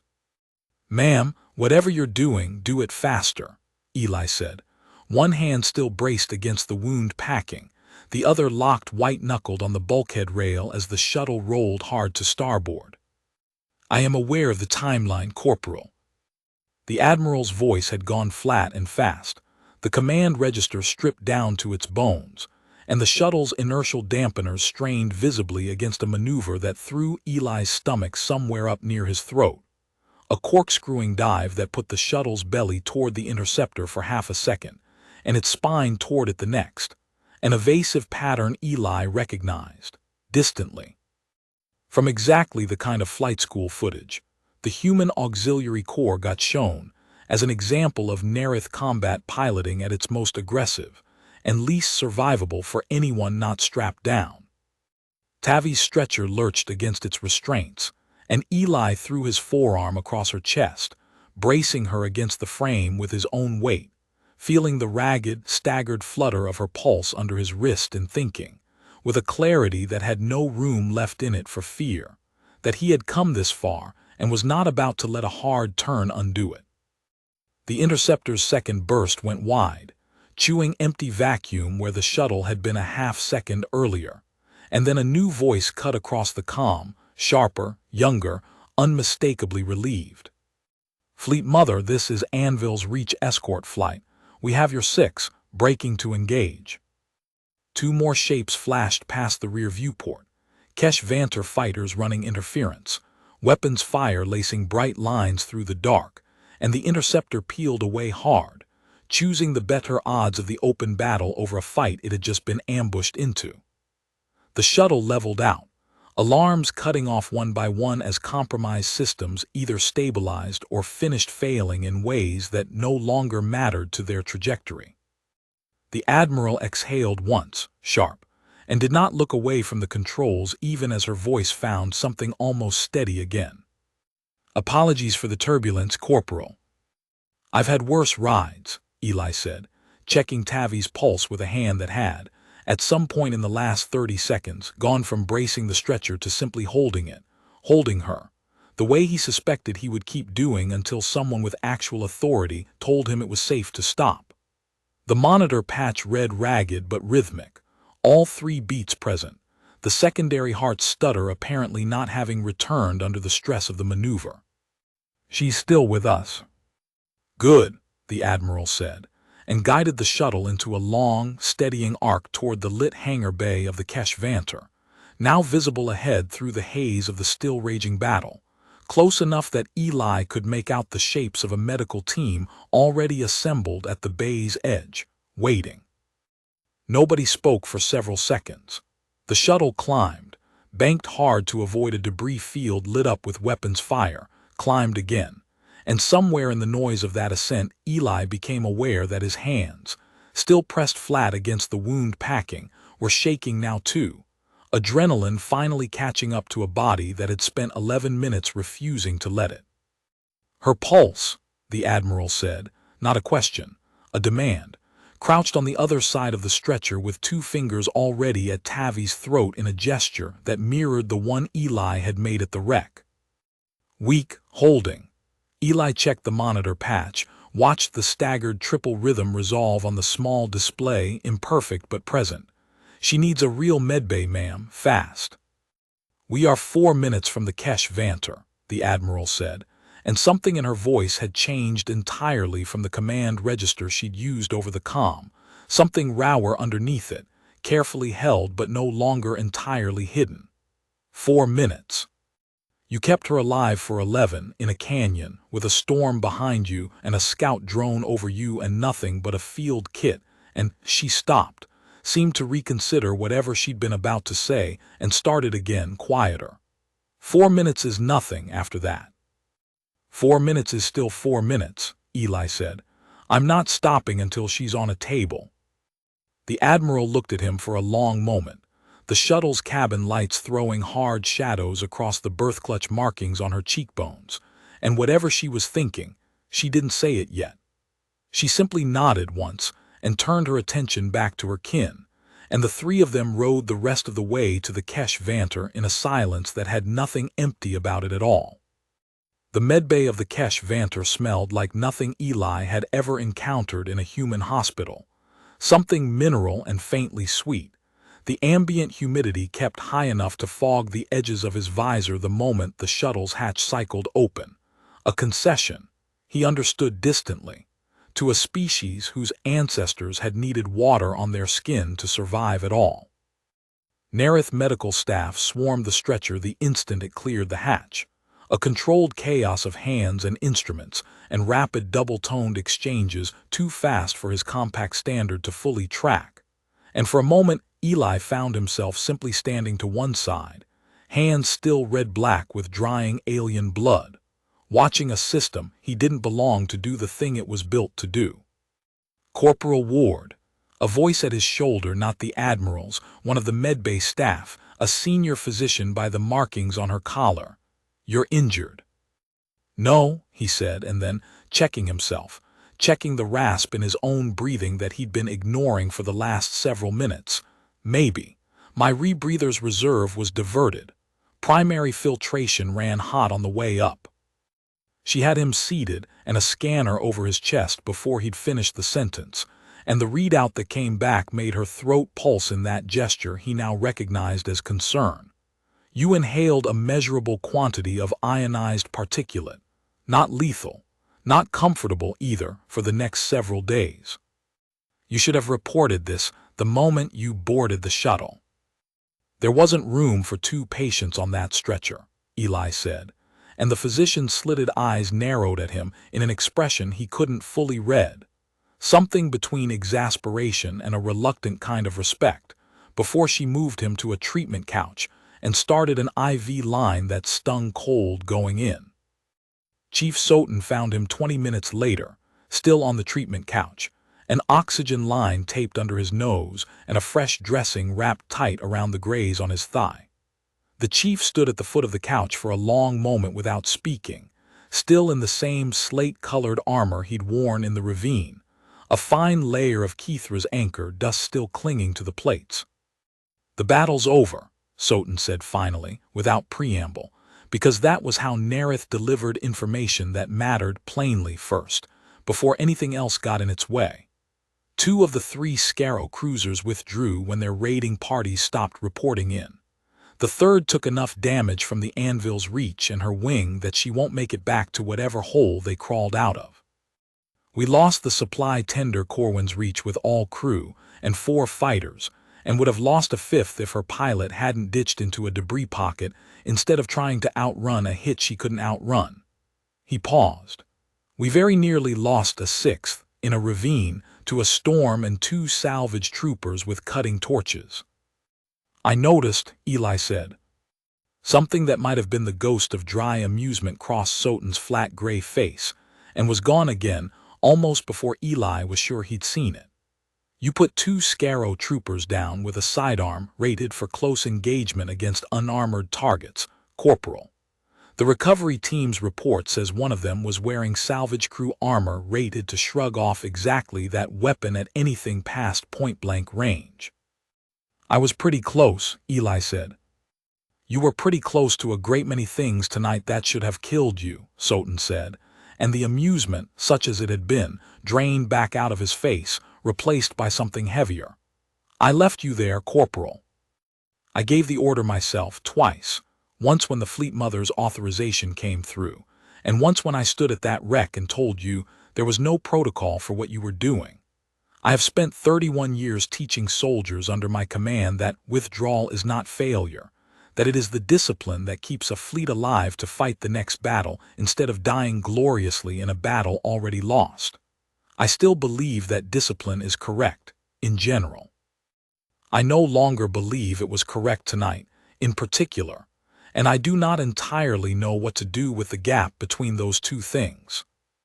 "You don't have to do anything with it right now," Eli said. "You did your job, I did mine, she's alive. That's the part that matters tonight." "It is not a small thing, what you did," Soton said, quiet now, the closest Eli had heard him come to something unguarded. "Among my people, there is no ceremony for staying. There has never needed to be one. We do not stay as a matter of survival, and a people cannot build a ceremony around a thing they have spent their whole history training themselves not to do. I find myself thinking tonight that this may be an oversight we should correct." He straightened, the moment closing as visibly as it had opened, duty reasserting itself across his posture. "Rest, Corporal. The Fleet Mother will want to speak with you when you wake, and I suspect it will not be a short conversation." He was right about that, though it would be several hours before Eli found out how right. He didn't see Tavi Korlath up close again for what would become nearly 7 hours, though not for lack of the medbay staff trying to keep him separate from the work in hand. He spent the first stretch of it in the observation ward, breathing supplemental oxygen through a mask that didn't taste like struck matches, watching through a transparent partition as a team of Nerith surgeons worked on the young officer he'd refused to leave. It went well for the better part of 2 hours. Then, in the 9th minute of the 2nd hour by the ward's chronometer, the calm, procedural rhythm on the other side of the partition broke. Eli didn't need to understand the rapid, double-toned exchange between the surgical team to know something had gone wrong. He understood it from the shape of the room, the way 3 sets of hands that had been moving with unhurried precision suddenly weren't unhurried anymore, the way the senior physician who'd checked him over on the shuttle deck straightened from the table with her throat pulsing hard, twice, and reached for a comm panel rather than an instrument. He was on his feet before the partition's speaker crackled to life. "Human medic, Corporal Ward, report to Surgical Bay 2, immediately if you are ambulatory." He was ambulatory. He was also, he discovered on the short walk from the observation ward to the surgical bay, considerably less steady on the graze in his thigh than he'd let himself notice while sitting still. But none of that mattered by the time he pushed through the bay's doors and found the senior physician waiting for him with an expression that had none of her earlier composure left in it. "Her secondary heart has arrested again," the physician said, without preamble, in the same flat first delivery Eli had learned to expect from Soten. "Twice more since you handed her off. We have surgical instruments and a full trauma team, and none of us have been able to restart it as cleanly as you did in that ravine with a field kit and 2 fingers. I need to know exactly what you did, and I need to know it in the next 10 seconds, not in a report filed tomorrow." For a disorienting half-second Eli's mind went entirely blank, the specific blankness of being asked to explain under pressure, a thing his hands had simply done rather than a thing he had ever consciously worked out. And then the memory surfaced whole, the way muscle memory always did once the panic got out of its way. "Staggered arrest needs staggered compression," he said. "You can't compress on your own rhythm or on the beats that are still firing. You have to find the gap where the second heart's supposed to be and press into the silence, not the sound. It felt backward the whole time I was doing it. That's probably why it works. The natural instinct is to reinforce what's still beating, and that's exactly wrong for a species built to run 3 engines instead of 1. The physician's slitted eyes held his for one more second, weighing something, and then she turned to her team and related in rapid Nerith. And Eli watched from just inside the bay's doorway, not scrubbed in, not qualified by any compact standard to touch a patient mid-surgery, present because a room full of people with more training than him had run out of better options. As 3 sets of alien hands found the gap in a rhythm that wasn't their own and pressed into the silence instead of the sound. It took longer this time.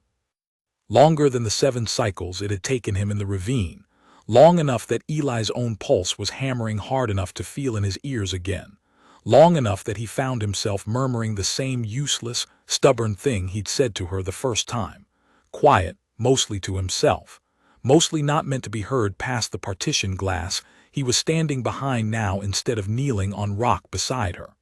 "Come on. 3 hearts is supposed to be an advantage." On the 14th cycle, the monitor's tone caught, stumbled, and steadied. The senior physician's shoulders dropped a visible fraction, the closest thing to open relief Eli had seen from any Nerith all night, and she looked back at him across the surgical bay with something that had shifted, again, into a register he was beginning to recognize as this fleet's particular way of saying thank you without ever using the words. "That technique isn't in any compact trauma manual," she said. "It will be by the end of this month, with your name attached to the entry, whether you consent to that or not." "I didn't invent it," Eli said. "I read 1 line in a manual. I barely skimmed and got lucky twice."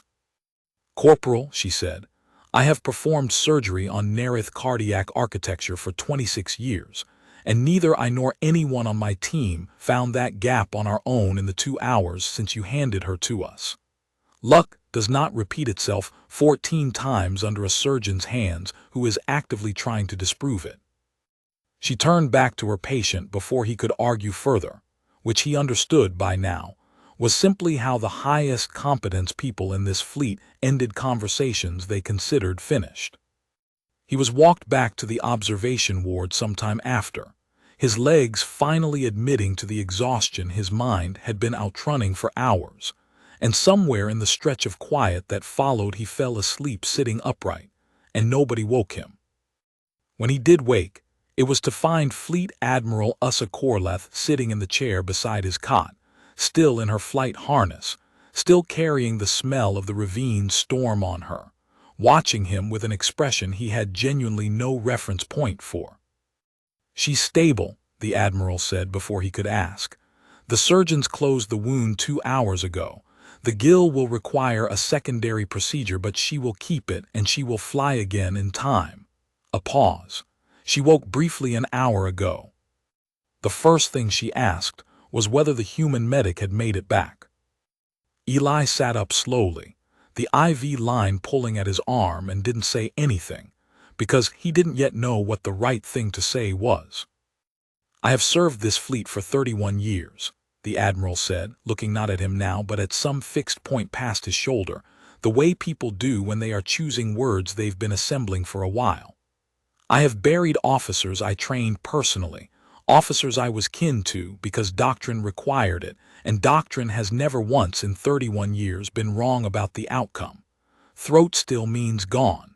It has always meant gone. It meant gone for my own bond sister, on a ship very like this one, 30 years ago, when I was young enough to be exactly where you were tonight and old enough to know better. And I left her, because the tide was closing and the numbers said there was nothing left to save, and I have carried that number with me for 30 years as proof that the doctrine is correct even when it costs you everything to obey it." She stopped. Her throat pulsed once hard, the grief gesture Eli had seen on Soten at the wreck, held and controlled, and this time not entirely successful at staying controlled. "Tonight the numbers said the same thing they said 30 years ago, she went on, "and you looked at those numbers and decided they were incomplete. Not wrong, you never told me the doctrine was wrong, Corporal. I listened to every transmission. You never once argued the point. You simply decided the numbers weren't the whole of the truth, and you stayed to find out what the rest of it was."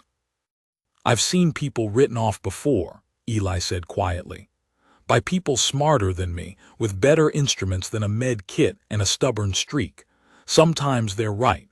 Sometimes the only thing wrong with the math is that it stops counting the second somebody decides to stop trying." The Admiral was quiet for a long moment.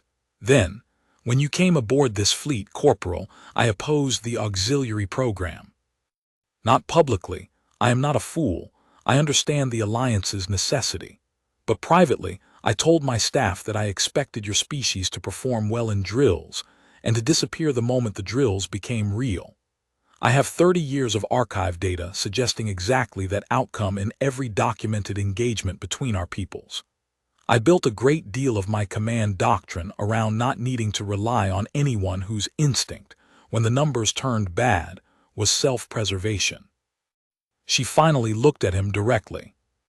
Eli thought about the fragment of that 30-year-old grief sitting 2 decks below them in a sealed case he would never see and would, he suspected, never be told the exact location of, and thought too about how strange it was that an admiral who had just described the worst decision of her career in flat, controlled sentences was, in the same breath, extending him something that looked very much like trust. "For what it's worth, ma'am, I wasn't trying to make you relive that. I didn't know about your bond sister until just now." "I know," Yssa said. "That is, in fact, why I told you. It would have been easier to let you believe I changed my mind because of one good outcome in one lucky engagement. It is more honest to tell you I changed my mind because a stranger did, without meaning to, exactly what I could not bring myself to do 30 years ago, and I have spent every hour since deciding whether that makes you braver than I was, or simply luckier, or whether those two things were ever as different as 30 years of doctrine convinced me they were." She paused, and for a moment the composed authority in her voice thinned to something almost young. "I find I no longer know. I am uncertain that not knowing is a comfortable place for a fleet admiral to stand. I intend to stand there anyway, for as long as it takes to be certain of the right answer instead of merely the convenient one. I was wrong about you specifically. I do not yet know if I am wrong about your species generally. But I have commanded this fleet for 11 years believing a fact that tonight, in a ravine, with a storm behind you and nothing in your hands but a med kit and a decision that should have killed you, you proved was no longer true, if it was ever entirely true at all. That is not a small thing to have to unlearn at my age. I intend to unlearn it anyway." Eli didn't know what to say to that, so for a moment he said nothing, and the two of them simply sat there. A human corporal 3 weeks past his 22nd birthday, and a Nerith admiral 31 years, into a command built on doctrine she had just watched a stranger quietly disprove. in a medbay that smelled like the sea neither of them had ever swum in. "Soten told me," Eli finally said, "that Wisp would have run for me, that it wasn't a compliment, it was doctrine." "It's true," the Admiral said. "She would have. It is what she was raised to do, what I raised her to do, because I believed it was the only thing that kept a fleet alive." She stood, smoothing a hand down the front of her harness in a gesture that looked, for the first time since Eli had met her, almost uncertain. "I am not going to pretend that one night undoes 30 years of doctrine, Corporal. I would be lying to you, and you have earned better than that from me. But I have already given the order to revise triage protocol for every ship in this fleet. Throat still is no longer, on its own, sufficient grounds for withdrawal. It will now require confirmation from a second measure, wherever a second measure is available." She met his eyes. "Tonight, the second measure was you. I would like it to be someone every time from now on, human or otherwise." The summons came the next morning, delivered not by aide or comm but by Chief Soten himself, who arrived at the observation ward while Eli was still working through a bowl of the pale, faintly briny protein mash that passed for breakfast in Nerith medbays, and told him without preamble that he was to report to the Kesh Vanter's forward briefing deck at the 4th bell, dress uniform, and that the fleet mother would meet him there. "What kind of meeting needs a dress uniform and a chief escort?" Eli asked, already pushing the mash aside. "The kind where 30 years of doctrine gets argued over by people with the rank to change it," Soten said. "Fleet Marshal Kesh is aboard. She came across from the Asa Drift relay station 4 hours ago, which means she left the moment word of last night reached her, which means she considers this important enough to leave her own post over. I would not call that a good sign or a bad one, Corporal. I would call it a sign." The briefing deck. When Eli reached it on a leg still stiff from the graze the medbay staff had sealed but not yet fully healed, held 6 officers he didn't recognize seated around a long oval table, inlaid with a star chart he didn't have the training to read. And one he did, Admiral Yssa Korlath, standing rather than seated, at the head of the table, her posture giving away nothing of the conversation they'd had in the observation ward less than a day before. Fleet Marshal Orana Kesh sat at the table's opposite end, older than Yssa by the deepening of the markings along her jaw, her voice, when she finally spoke, carrying none of the double-toned harmonic stress Eli had learned to read as emotion in Nerith speakers. Flat, controlled. The voice of someone who had decided her opinion before the meeting began and intended to make everyone else earn the changing of it. "Corporal Ward," she said, "you are aware that you disobeyed a direct withdrawal order 3 times in the space of 11 minutes. "Yes, ma'am." "You are aware that Nerith military law carries provisions for exactly that conduct, provisions that exist because an army in which junior personnel selectively honor the orders they find agreeable is not an army. It is a collection of individuals with weapons." "I'm aware of that too," Eli said. "I'd add that I'm Human Auxiliary Corps, not Nerith Regular, if that changes the provisions any." "It does not," Kesh said. "The auxiliary agreement is explicit that human personnel serving under compact command are bound by compact military law for the duration of their service. You knew that when you signed it." "I did." "And you disobeyed anyway." "I did," Eli said again, and did not elaborate because he had learned, somewhere in 4 months aboard this fleet, that Nerith officers respected a plain admission a great deal more than an excuse dressed up to sound like one. Kesh studied him for a long moment, and something in her flat expression shifted. Not warmth, nothing so simple as warmth, but a kind of recalculation Eli was beginning to recognize as the particular currency this whole species traded in.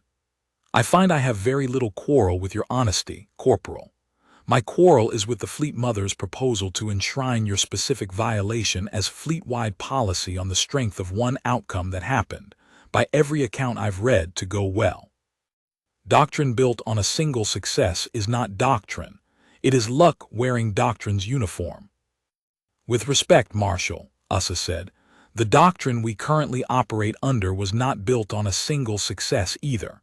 It was built on Corwin's reach. The name landed in the room with a weight Eli felt even without fully understanding the reference, until Kesh's throat pulsed, hard, and one of the other officers at the table, younger, quieter, who Eli would later learn had served 11 years under Kesh's command, looked down at the table's star chart rather than at anyone's face. Corwin's reach, Yssa went on, lost 31 crew last night with no survivors because there was no throat still measure to argue about. They died in the initial strike outright, before anyone had the chance to apply doctrine at all. I am not proposing that my amendment would have saved them. I want that understood clearly by everyone at this table. This is not a policy that saves every loss. It is a policy that gives a recoverable casualty, one where a pulse still exists, where a second measure is available to confirm or deny the first. One additional chance that the old standard denied categorically, on the theory that the categorical denial was, in aggregate, worth more lives saved than lost. And is it, Kesh asked, worth more lives saved than lost? You have one data point, Fleet Mother. One officer, recovered by one auxiliary corporal in one engagement. I have 30 years of data suggesting the opposite, that hesitation at the moment of withdrawal costs more lives than it ever saves, across every fleet that has tried variations of exactly what you're proposing. I have 30 years of that same data, Yssa said. I built a career quoting it. I'm not asking this board to discard 30 years of doctrine on faith, Marshal. I am asking for a bounded trial. This fleet only, 6 months, full data collection on every throat still assessment during that window. A second measure required only where one is genuinely available. No second measure required where none exists. If the data at the end of 6 months shows what your 30 years predicts it will show, I will withdraw the amendment myself and never raise it again. If it does not, Kesh finished, you will have spent 6 months asking soldiers to risk themselves confirming a measurement that doctrine already trusts, on the chance that some fraction of them turn out to be right the way your corporal turned out to be right. Yes, Yssa said, without flinching from the word. That is exactly what I am asking. Chief Soten, seated near the table's midpoint in a chair that looked faintly too small for the way he held himself in it, spoke for the first time since Eli had entered the room. Marshal, with respect, I gave the withdrawal order at that wreck. Twice. I have trained soldiers in this doctrine for 31 years, and I do not say what I am about to say lightly. If Corporal Ward had obeyed me, Ensign Korlath would be dead, and the doctrine would have recorded that outcome as correct, because doctrine only ever measures the losses it permits itself to see. It does not go back afterward and ask how many of the officers it wrote off as throat still might have lived if someone had stayed to check. That is precisely my concern, Kesh said. Doctrine that requires someone to stay and check in the middle of a lethal engagement is doctrine that asks soldiers to gamble their own survival on a measurement that has, historically, been right far more often than it has been wrong. It is, Soten agreed. I am not disputing that cost. I am telling this board that I stood in that ravine last night and watched a 22-year-old human corporal decide the cost was his to pay, and I have spent every hour since trying to decide whether I am angry at him for making that decision without my permission or grateful that someone in that ravine still remembered how to make it at all. I have not yet decided. I suspect I will be deciding for some time. But I have decided this much. A doctrine that has no room in it for anyone to make that decision, ever, is not a stronger doctrine for the absence. It is only a doctrine that has stopped asking the question. The younger officer near the table's far end, Commander Rael Dorn, Eli would learn afterward. 11 years under Kesh's direct command, and before that, 2 years aboard a border cutter that no longer existed in any fleet roster, spoke for the first time, and her voice, when it came, carried a tightness that had nothing to do with rank. I want to say something the Marshal may not want said in this room, Dorn said, and I want it on record regardless. She looked to Kesh, received the barest nod, and continued. 9 years ago I was assigned to the escort cutter Varen's watch. We took fire from a raider wing off the Callow Reach, and my wing second went throat. Still the same way Ensign Korlath did last night, gill arrest, staggered pulse, all of it. I gave the withdrawal order myself, because it was the order the doctrine required, and I have never once in 9 years doubted that it was the correct order to give, because doubting it would have meant admitting there was ever a version of that day where she lived and I chose not to find it. Her throat pulsed once, and she did not try to hide it. I am not telling this board that the Fleet Mother's amendment is safe. I am telling this board that I have spent 9 years being certain, and certainty was not the same thing as being right, and I did not learn the difference until I heard a transcript of a human corporal telling an admiral her data was out of date. I would like the chance to find out, once, whether 9 years ago had a different ending I never looked for. Kesh's expression didn't soften, exactly. Eli was coming to understand that very little about the Fleet Marshal's face was built for softening, but something in the set of her shoulders shifted, a fractional recalibration that mirrored, in miniature, the one Eli had watched move through Yssa Korlath's voice on the comm the night before. Commander Dorn's account is precisely why I insisted on a bounded trial rather than an open one, Kesh said, and precisely why I will be reading every line of the Fleet Mother's monthly reports rather than trusting a summary. Grief is not evidence, Commander. It is, however, a legitimate reason to want evidence gathered honestly, and I will not pretend otherwise. She looked around the table, taking in each officer in turn, a habit Eli suspected she'd carried through every meeting she'd chaired for longer than he'd been alive. Does anyone else at this table wish to add testimony before I rule? No one did.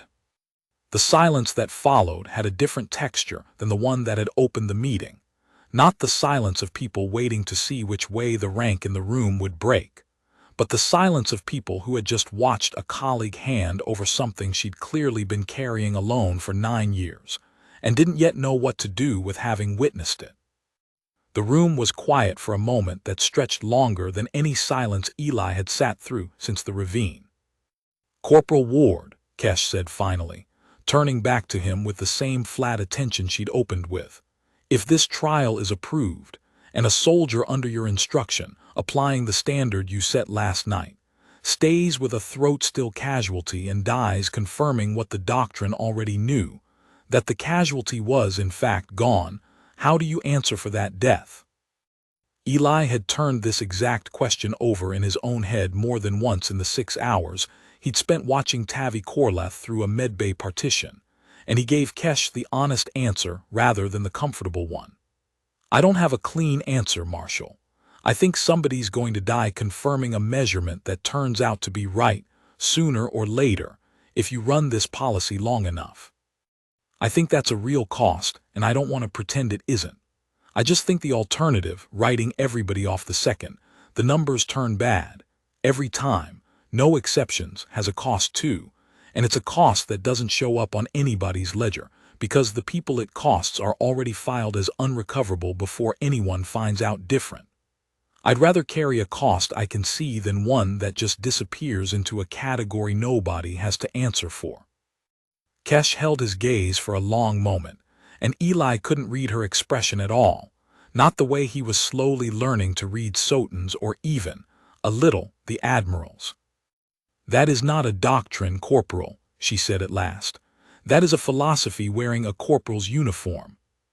Fortunately for you, I did not travel 4 hours from the Yssa Drift relay to argue philosophy.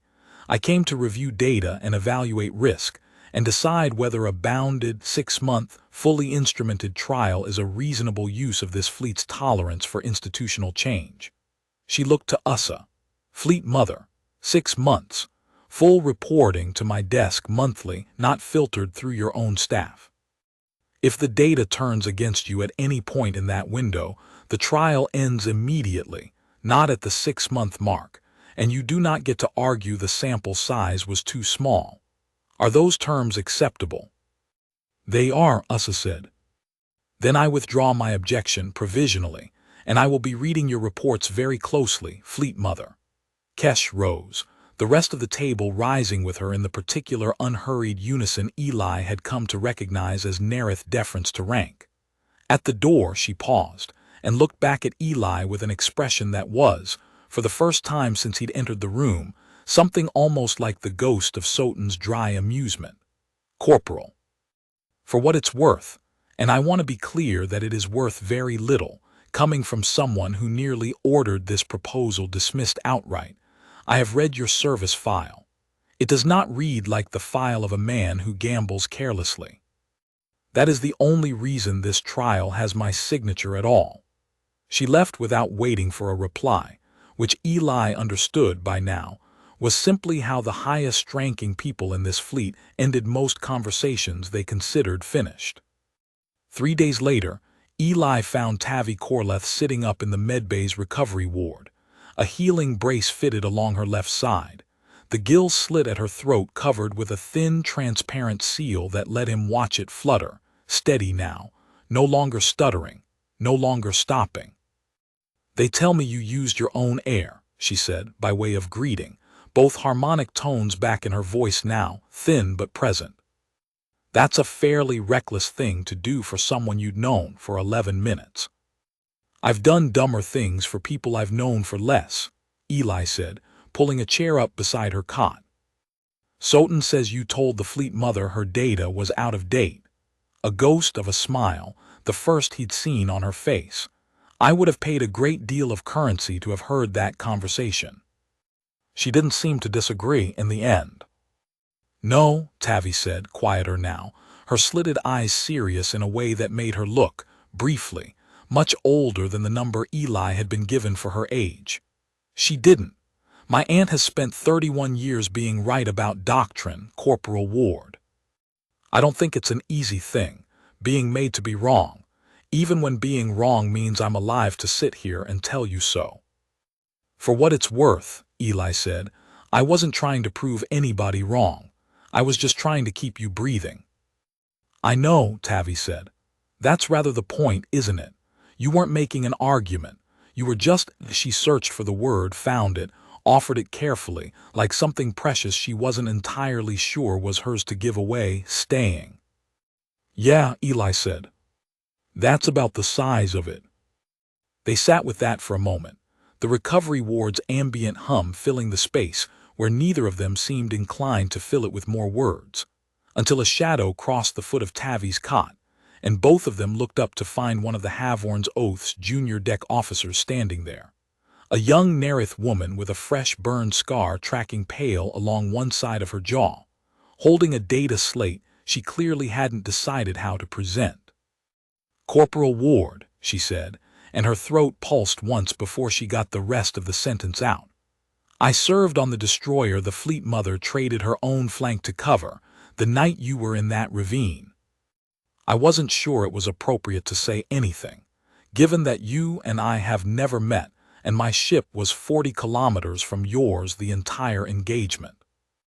But I heard the recordings, same as most of the crew did, and I wanted you to know that some of us on Havorn's Oath understood, listening to it, that the same hour the Fleet Mother was deciding our shields were worth more of her own hull than her doctrine strictly allowed, you were making a smaller version of the same argument in a canyon nobody but Chief Soton's team could see.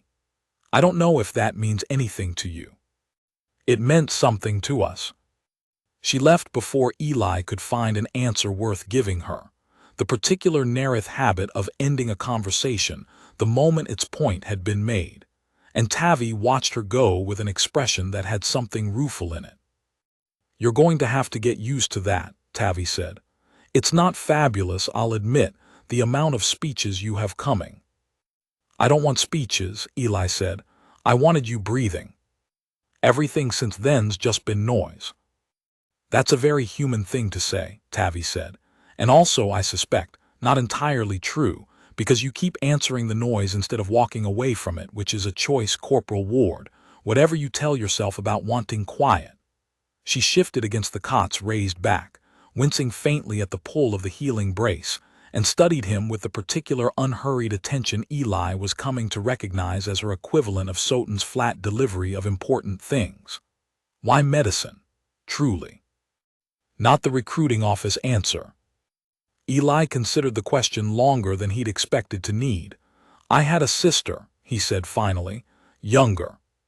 She got sick when I was 14, something rare enough that the specialist argued for 2 weeks about whether it was worth the resources to keep chasing an answer instead of accepting the first prognosis. One of them didn't want to stop looking.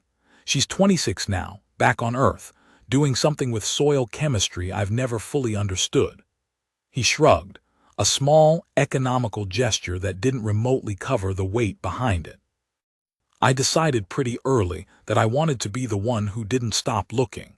Turns out that decision doesn't care what planet you're standing on when it gets tested. Tavi was quiet for a moment, turning that over with the same care she seemed to give everything that mattered to her. Nerith don't tell stories like that easily, she said. We're not raised to think a single decision at 14 explains a person's whole shape. I find, since the ravine, that I'm no longer sure that's a strength of ours rather than simply a habit. She looked at him directly, slitted eyes steady. Thank you for telling me. I don't say that lightly either.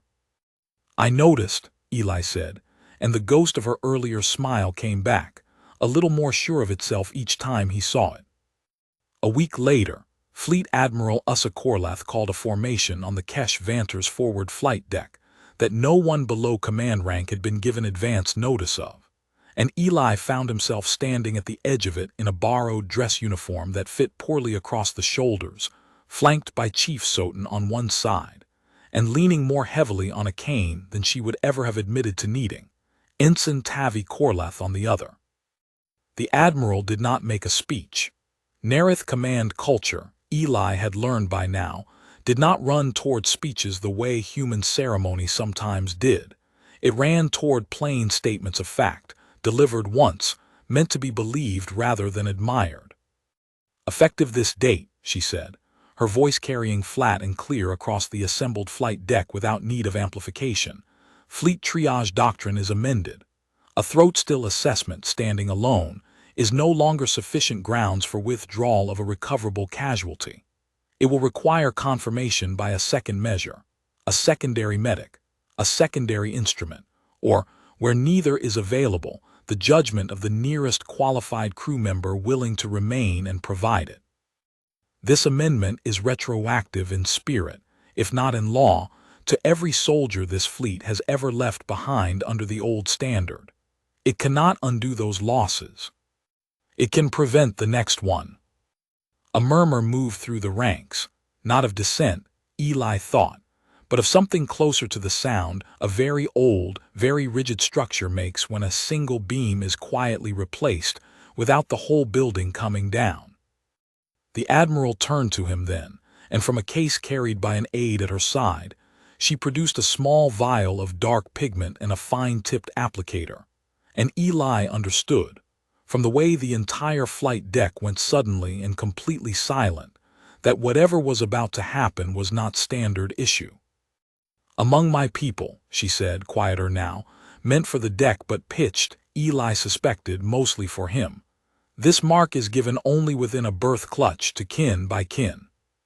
I have no authority to make you Nerith, Corporal Ward, and I would not insult you by pretending otherwise. But I have the authority to extend the meaning behind the mark, if not its letter, and 11 years of command have not once given me a better reason to use it. She drew a single line, precise and sure, along the inside of his wrist, dark pigment settling into his skin in a pattern he'd later learn mirrored, in simplified form, the same birth clutch markings worn along Tavi Korlath's cheekbones, not identical. An aide explained to him afterward, because he was not born to it, but recognizably of the same lineage of meaning, a mark that told any Nerith who saw it that this human had been claimed as something closer than an ally and something short of kin. A category Eli was fairly sure hadn't existed in Nerith custom before that morning and now, apparently, did. "It will fade in a season or two," the Admiral said, stepping back, her voice returning to its ordinary register as the ceremony, such as it had been, closed as plainly as it had opened. "You are welcome to have it renewed. Most who wear it do."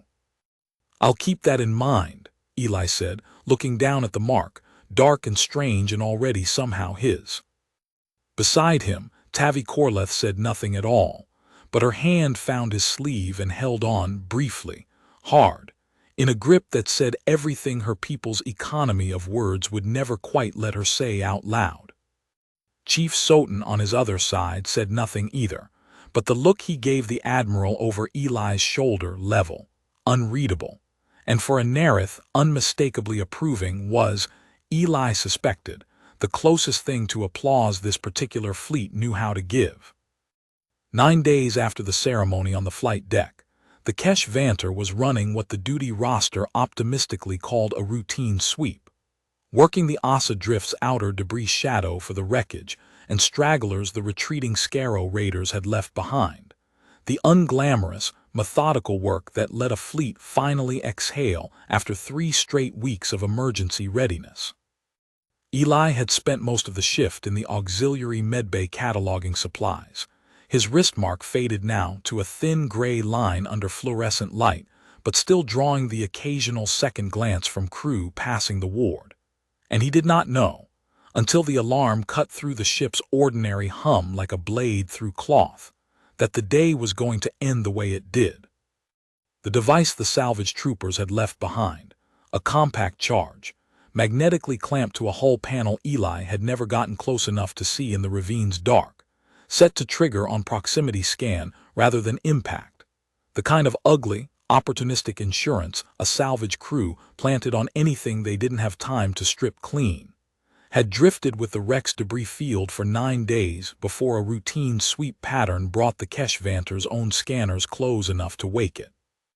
It detonated 40 meters off the ship's aft quarter, not close enough to breach the hull outright, but close enough that the shockwave rattled through the superstructure and blew a secondary conduit fault in a cross-deck compartment 3 levels below the tactical bridge. The same compartment where a cross-drained damage control shift, 6 crew deep, happened to be running a scheduled systems check. Kale Thessa was one of the 6.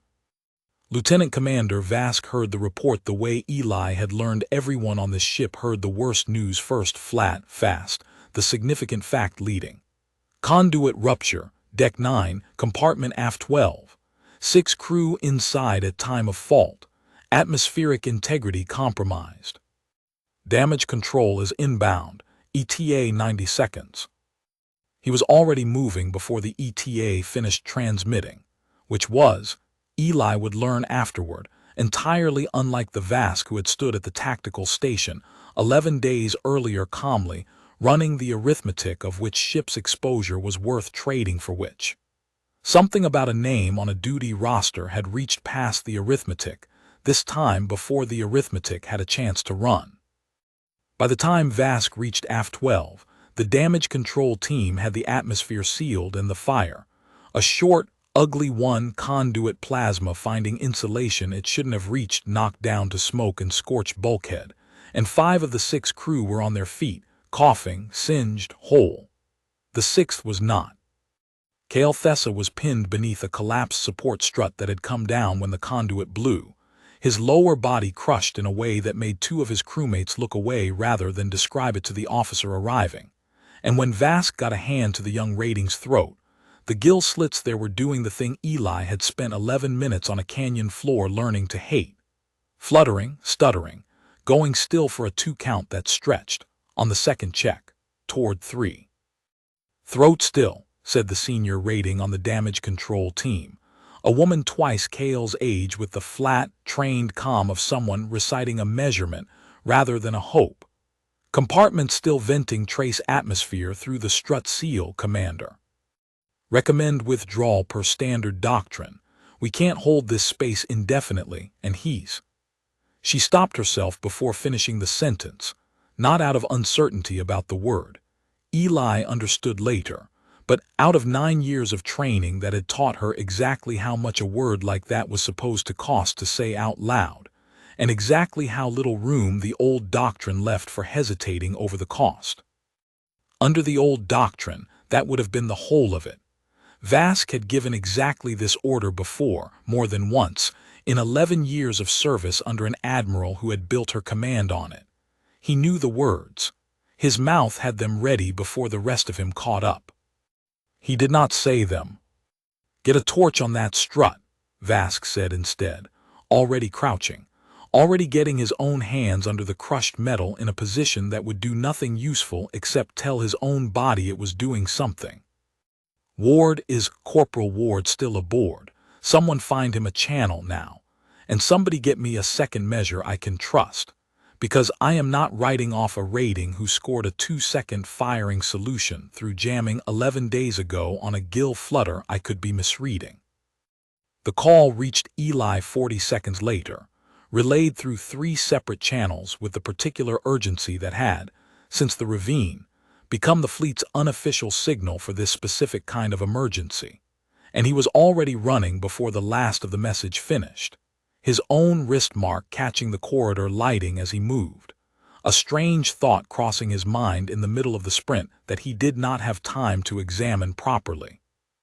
That 11 days ago he had been the only person aboard this ship who knew how to do what he was about to do again, and that the number was already, quietly, no longer 1.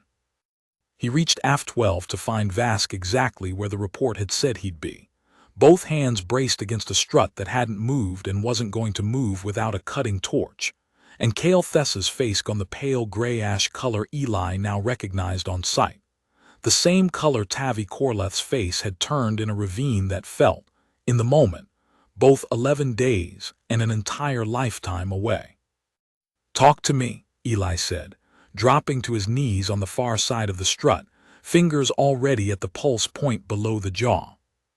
"Staggered rhythms down to 2 engines, same as before," Vask said, and there was something in his voice Eli hadn't heard from him yet, not the flat competence of the tactical station, something rawer, closer to the sound Soten had made at the wreck. "I don't know the compression pattern. I know you do."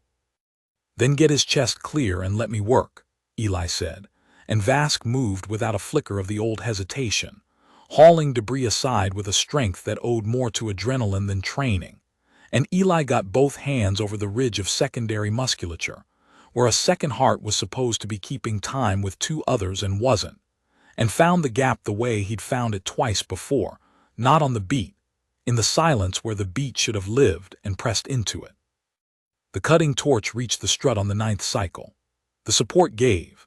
The crushing weight came off Cale's lower body all at once in a way that should have killed him from the shock of it alone, and on the 11th cycle, with the torch operator already shouting for a stretcher and the compartment's remaining atmosphere thinning fast enough that Eli's own breath had started coming ragged around the edges of his rebreather, the monitor patch slapped hastily against Cale's throat, caught, stumbled, and steadied.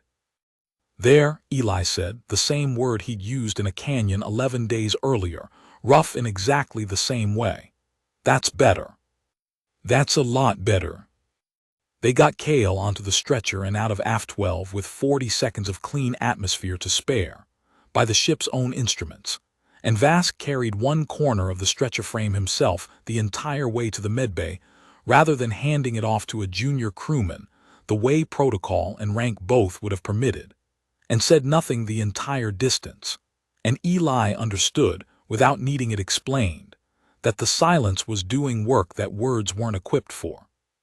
Fleet Admiral Yssa Korlath met them at the medbay doors, having heard the report from the bridge in the same clipped, real-time fragments she'd heard the ravine in, and she did not ask Vask why he had gone in himself rather than sending a team and waiting on the withdrawal call, because she already knew the answer, had known it, distantly, since the day 11 days earlier when Vask had told her half his tactical crew was listening to a human corporal refuse an order and rooting for him to keep refusing. "Status," she said to both of them at once. "Alive," Vask said. "Second measure held. I don't know how to file this report, Fleet Mother." "There's no box on the standard form for I disobeyed the doctrine I've enforced for 11 years because I didn't want to be the one who didn't check. Then don't use the standard form, Yssa said. Use mine. I had it drafted for exactly this contingency 3 weeks ago, and I confess I did not expect to need it quite this soon. Something moved behind her composed features that might, on another day in another light, have been close to relief, or close to something even less easily named. Write down what happened, Commander. Precisely, honestly, including the part where you didn't know if you were right. That is the report the Marshal asked for. It is also, I begin to suspect, the only report that has ever actually told the truth about what this work costs. Yssa kept the leg, though it would be months and 2 further surgeries before he flew again, and he would tell the story afterward, when crew asked him about it in the mess, with the particular flatness Nerith reserved for things that mattered too much to dress up, that he remembered very little of the compartment itself, and remembered with total clarity the moment he understood from the shape of the hands working over him that Commander Vask had not left. Eli heard that detail secondhand, the way he heard most things aboard the Keshvanter now, and sat with it for a while at the observation ward's narrow window, watching the Yssa drift's slow wheel of debris and dark, thinking that a doctrine amendment written on a data slate was one thing, and a Nerith commander with 11 years of withdrawal drilled into his bones choosing, on his own authority, in real time, with nobody ordering him to, not to say the word that would have ended it. That was a different thing entirely, and it was the second thing, not the first, that told him the doctrine was actually going to hold.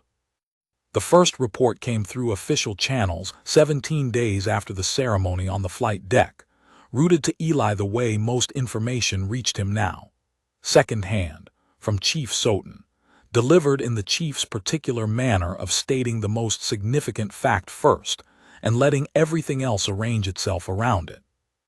There's a Corvette 3 sectors coreward called the Ninth Tide, Soten said, finding Eli in the auxiliary berth he'd been assigned since the medbay had finally released him back to light duty, the mark on his wrist still dark, still new, still drawing the occasional startled glance from crew who hadn't yet heard the story second-hand a dozen times over. Small ship, 40 crew. Not part of this fleet, attached to the compact's northern defense line, which means the amendment shouldn't have reached them yet, not officially, not through any channel faster than the usual 6 months it takes doctrine to crawl from one command to another.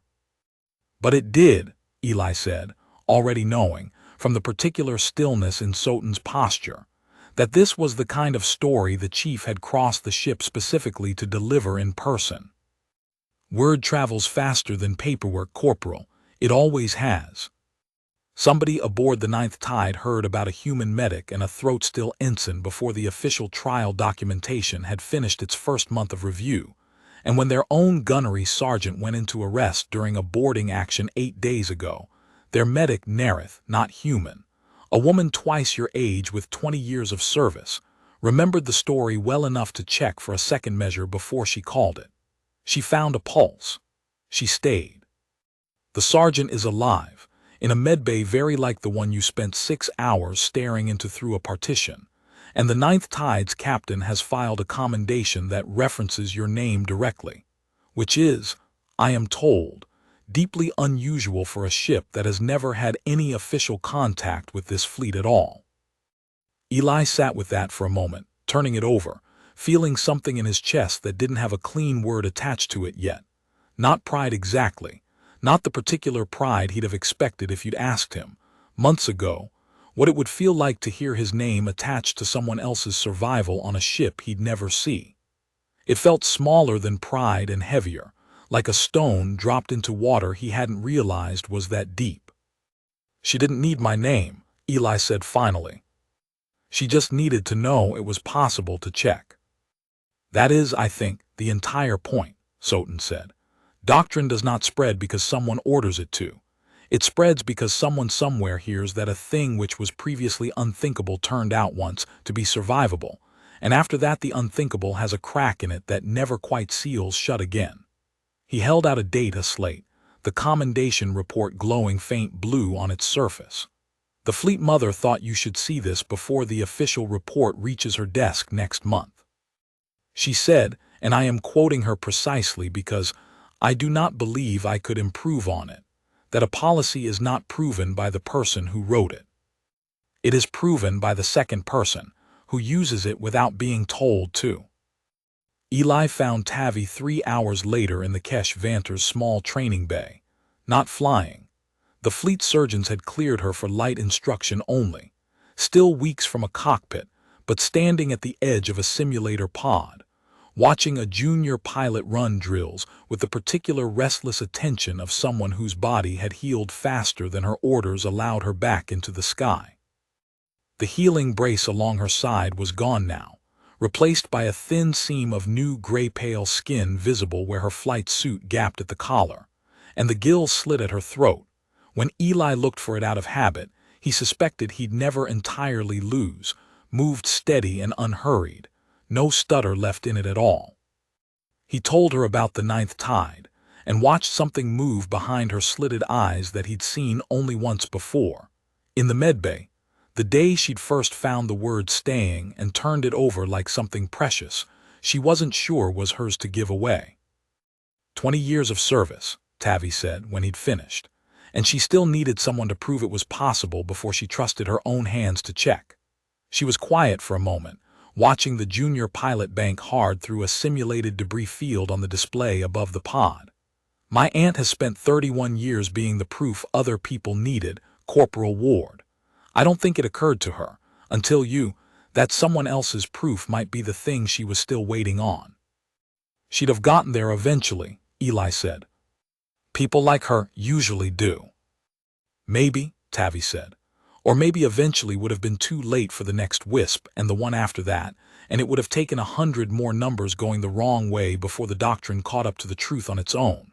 She looked at him, steady now in a way that had nothing fragile left in it. I don't say this because Nerith have a custom for it, because we don't. We've established that. I say it because it's true, and you already know I don't waste words being kind when I don't mean them. A pause, longer than Nerith usually held. I'm glad it was you standing in that ravine and not someone smarter about the odds. I wasn't smart about the odds, Eli said. I was just there. I know, Tavi said, and the ghost of a smile crossed her face, the same one he'd seen 3 days after the wreck, a little steadier now, a little more sure of its own right to exist. That's rather the point, isn't it? Chief Soten found him alone in the training bay's observation gallery an hour after Tavi had been called back to the surgeons for a final gill assessment, and he came without ceremony, the way he arrived at most things, and set a small, unlabeled case on the rail beside Eli's elbow before he said anything at all. I am not a man given to gifts, Soten said, which Eli was already coming to understand meant that whatever was in the case had cost the chief something to bring. My people mark significant passages with objects taken from the event itself when we can manage it, rather than objects purchased for the purpose. It is considered more honest. A purchased gift says I thought of you. A taken object says I was there and so were you, and this proves it. Eli opened the case. Inside, resting in a bed of gray packing foam, was a fused, blackened fragment of alloy, no larger than a coin, its edge still faintly warped from heat. That is a piece of the strut section that came down on you in the ravine, Soten said. Recovery salvage pulled the wreck 2 days after the tide passed, for parts and for the report, and I asked them to set this piece aside before it went into the scrap manifest. I do not know precisely why. I told myself at the time that it was for the incident file. I have since admitted to myself that this was not true. Eli turned the fragment over in his palm, the metal cool and lighter than he'd expected, and didn't say anything for a moment, because he'd learned, watching this crew for 4 months and then very intensely for one very long night, that silence here was rarely empty. I spent 31 years training soldiers to leave things behind, Soten said. Wrecks, casualties, comrades who could not be recovered inside the time the numbers allowed. I was good at it. I believed and still largely believe that the discipline saved more lives than it cost, in the aggregate, the way the Fleet Mother is fond of putting it. But I find that I have started keeping things, Corporal, since that night. Small things. This is the first of them, and I suspect it will not be the last, and I wanted you to have it before I worked out an official reason not to give it away. I'll keep it, Eli said, closing his hand around the fragment, the shape of it already settling into memory the way small, strange objects sometimes did faster than large, obvious ones. Thank you. Don't thank me, Soten said. Carry it instead. There is a difference among my people, though I understand the distinction may not translate cleanly. He looked out through the gallery's viewport at the training bay below, where the junior pilot was running her drills through another simulated debris field, oblivious to the conversation happening above her. I told you, at the wreck, that there is no ceremony among my people for staying. I am beginning to think that was not quite accurate. I think, perhaps, we simply never built one, because building a ceremony requires believing, first, that the thing being honored is survivable often enough to be worth the effort of honoring it. I did not believe that for 31 years. I am less certain now. You gave me a piece of scrap metal, Chief, Eli said, not unkindly, turning the fragment over once more before closing his fist around it for good. I don't think that's a small ceremony where I come from either. Something crossed Soten's flat gray face that was, this time, unmistakably close to a smile, brief and unpracticed, like a muscle remembering a motion it hadn't used in some time. Then perhaps our peoples are not so far apart on the subject as 30 years of doctrine led me to assume, he said, and left the gallery the way he left every conversation he considered finished, without waiting for a reply, though this time, at the door, he paused half a step longer than strictly necessary before he went. Outside the medbay's narrow viewport, Kithra's anchor had long since fallen behind them, a green shimmering moon shrinking into the dark of the Yssa drift, its storm cycle already resetting for whatever came through the ravine next. Somewhere on the bridge above them, Fleet Admiral Yssa Korlath was drafting a new line into the compact's shared triage doctrine, one that would eventually spread quietly, ship by ship, fleet by fleet, carrying with it no speeches, no ceremony, nothing but a simple, stubborn amendment to 30 years of certainty. The numbers are not the whole of the truth. Someone has to stay long enough to find out what the rest of it is. Eli didn't know that yet, sitting in a recovery ward beside a young pilot whose pulse he'd once held between 2 fingers and refused to let go of. He only knew that the gill at her throat kept fluttering, steady, alive, and that some decisions, once made, didn't need explaining to anyone, not to an admiral with 31 years of doctrine behind her, not to a chief with 40 years of withdrawal drilled into his bones, not even to himself. He'd made his choice in a canyon with a storm at his back and 9 minutes on the clock, and he'd make it again, the same way, every single time.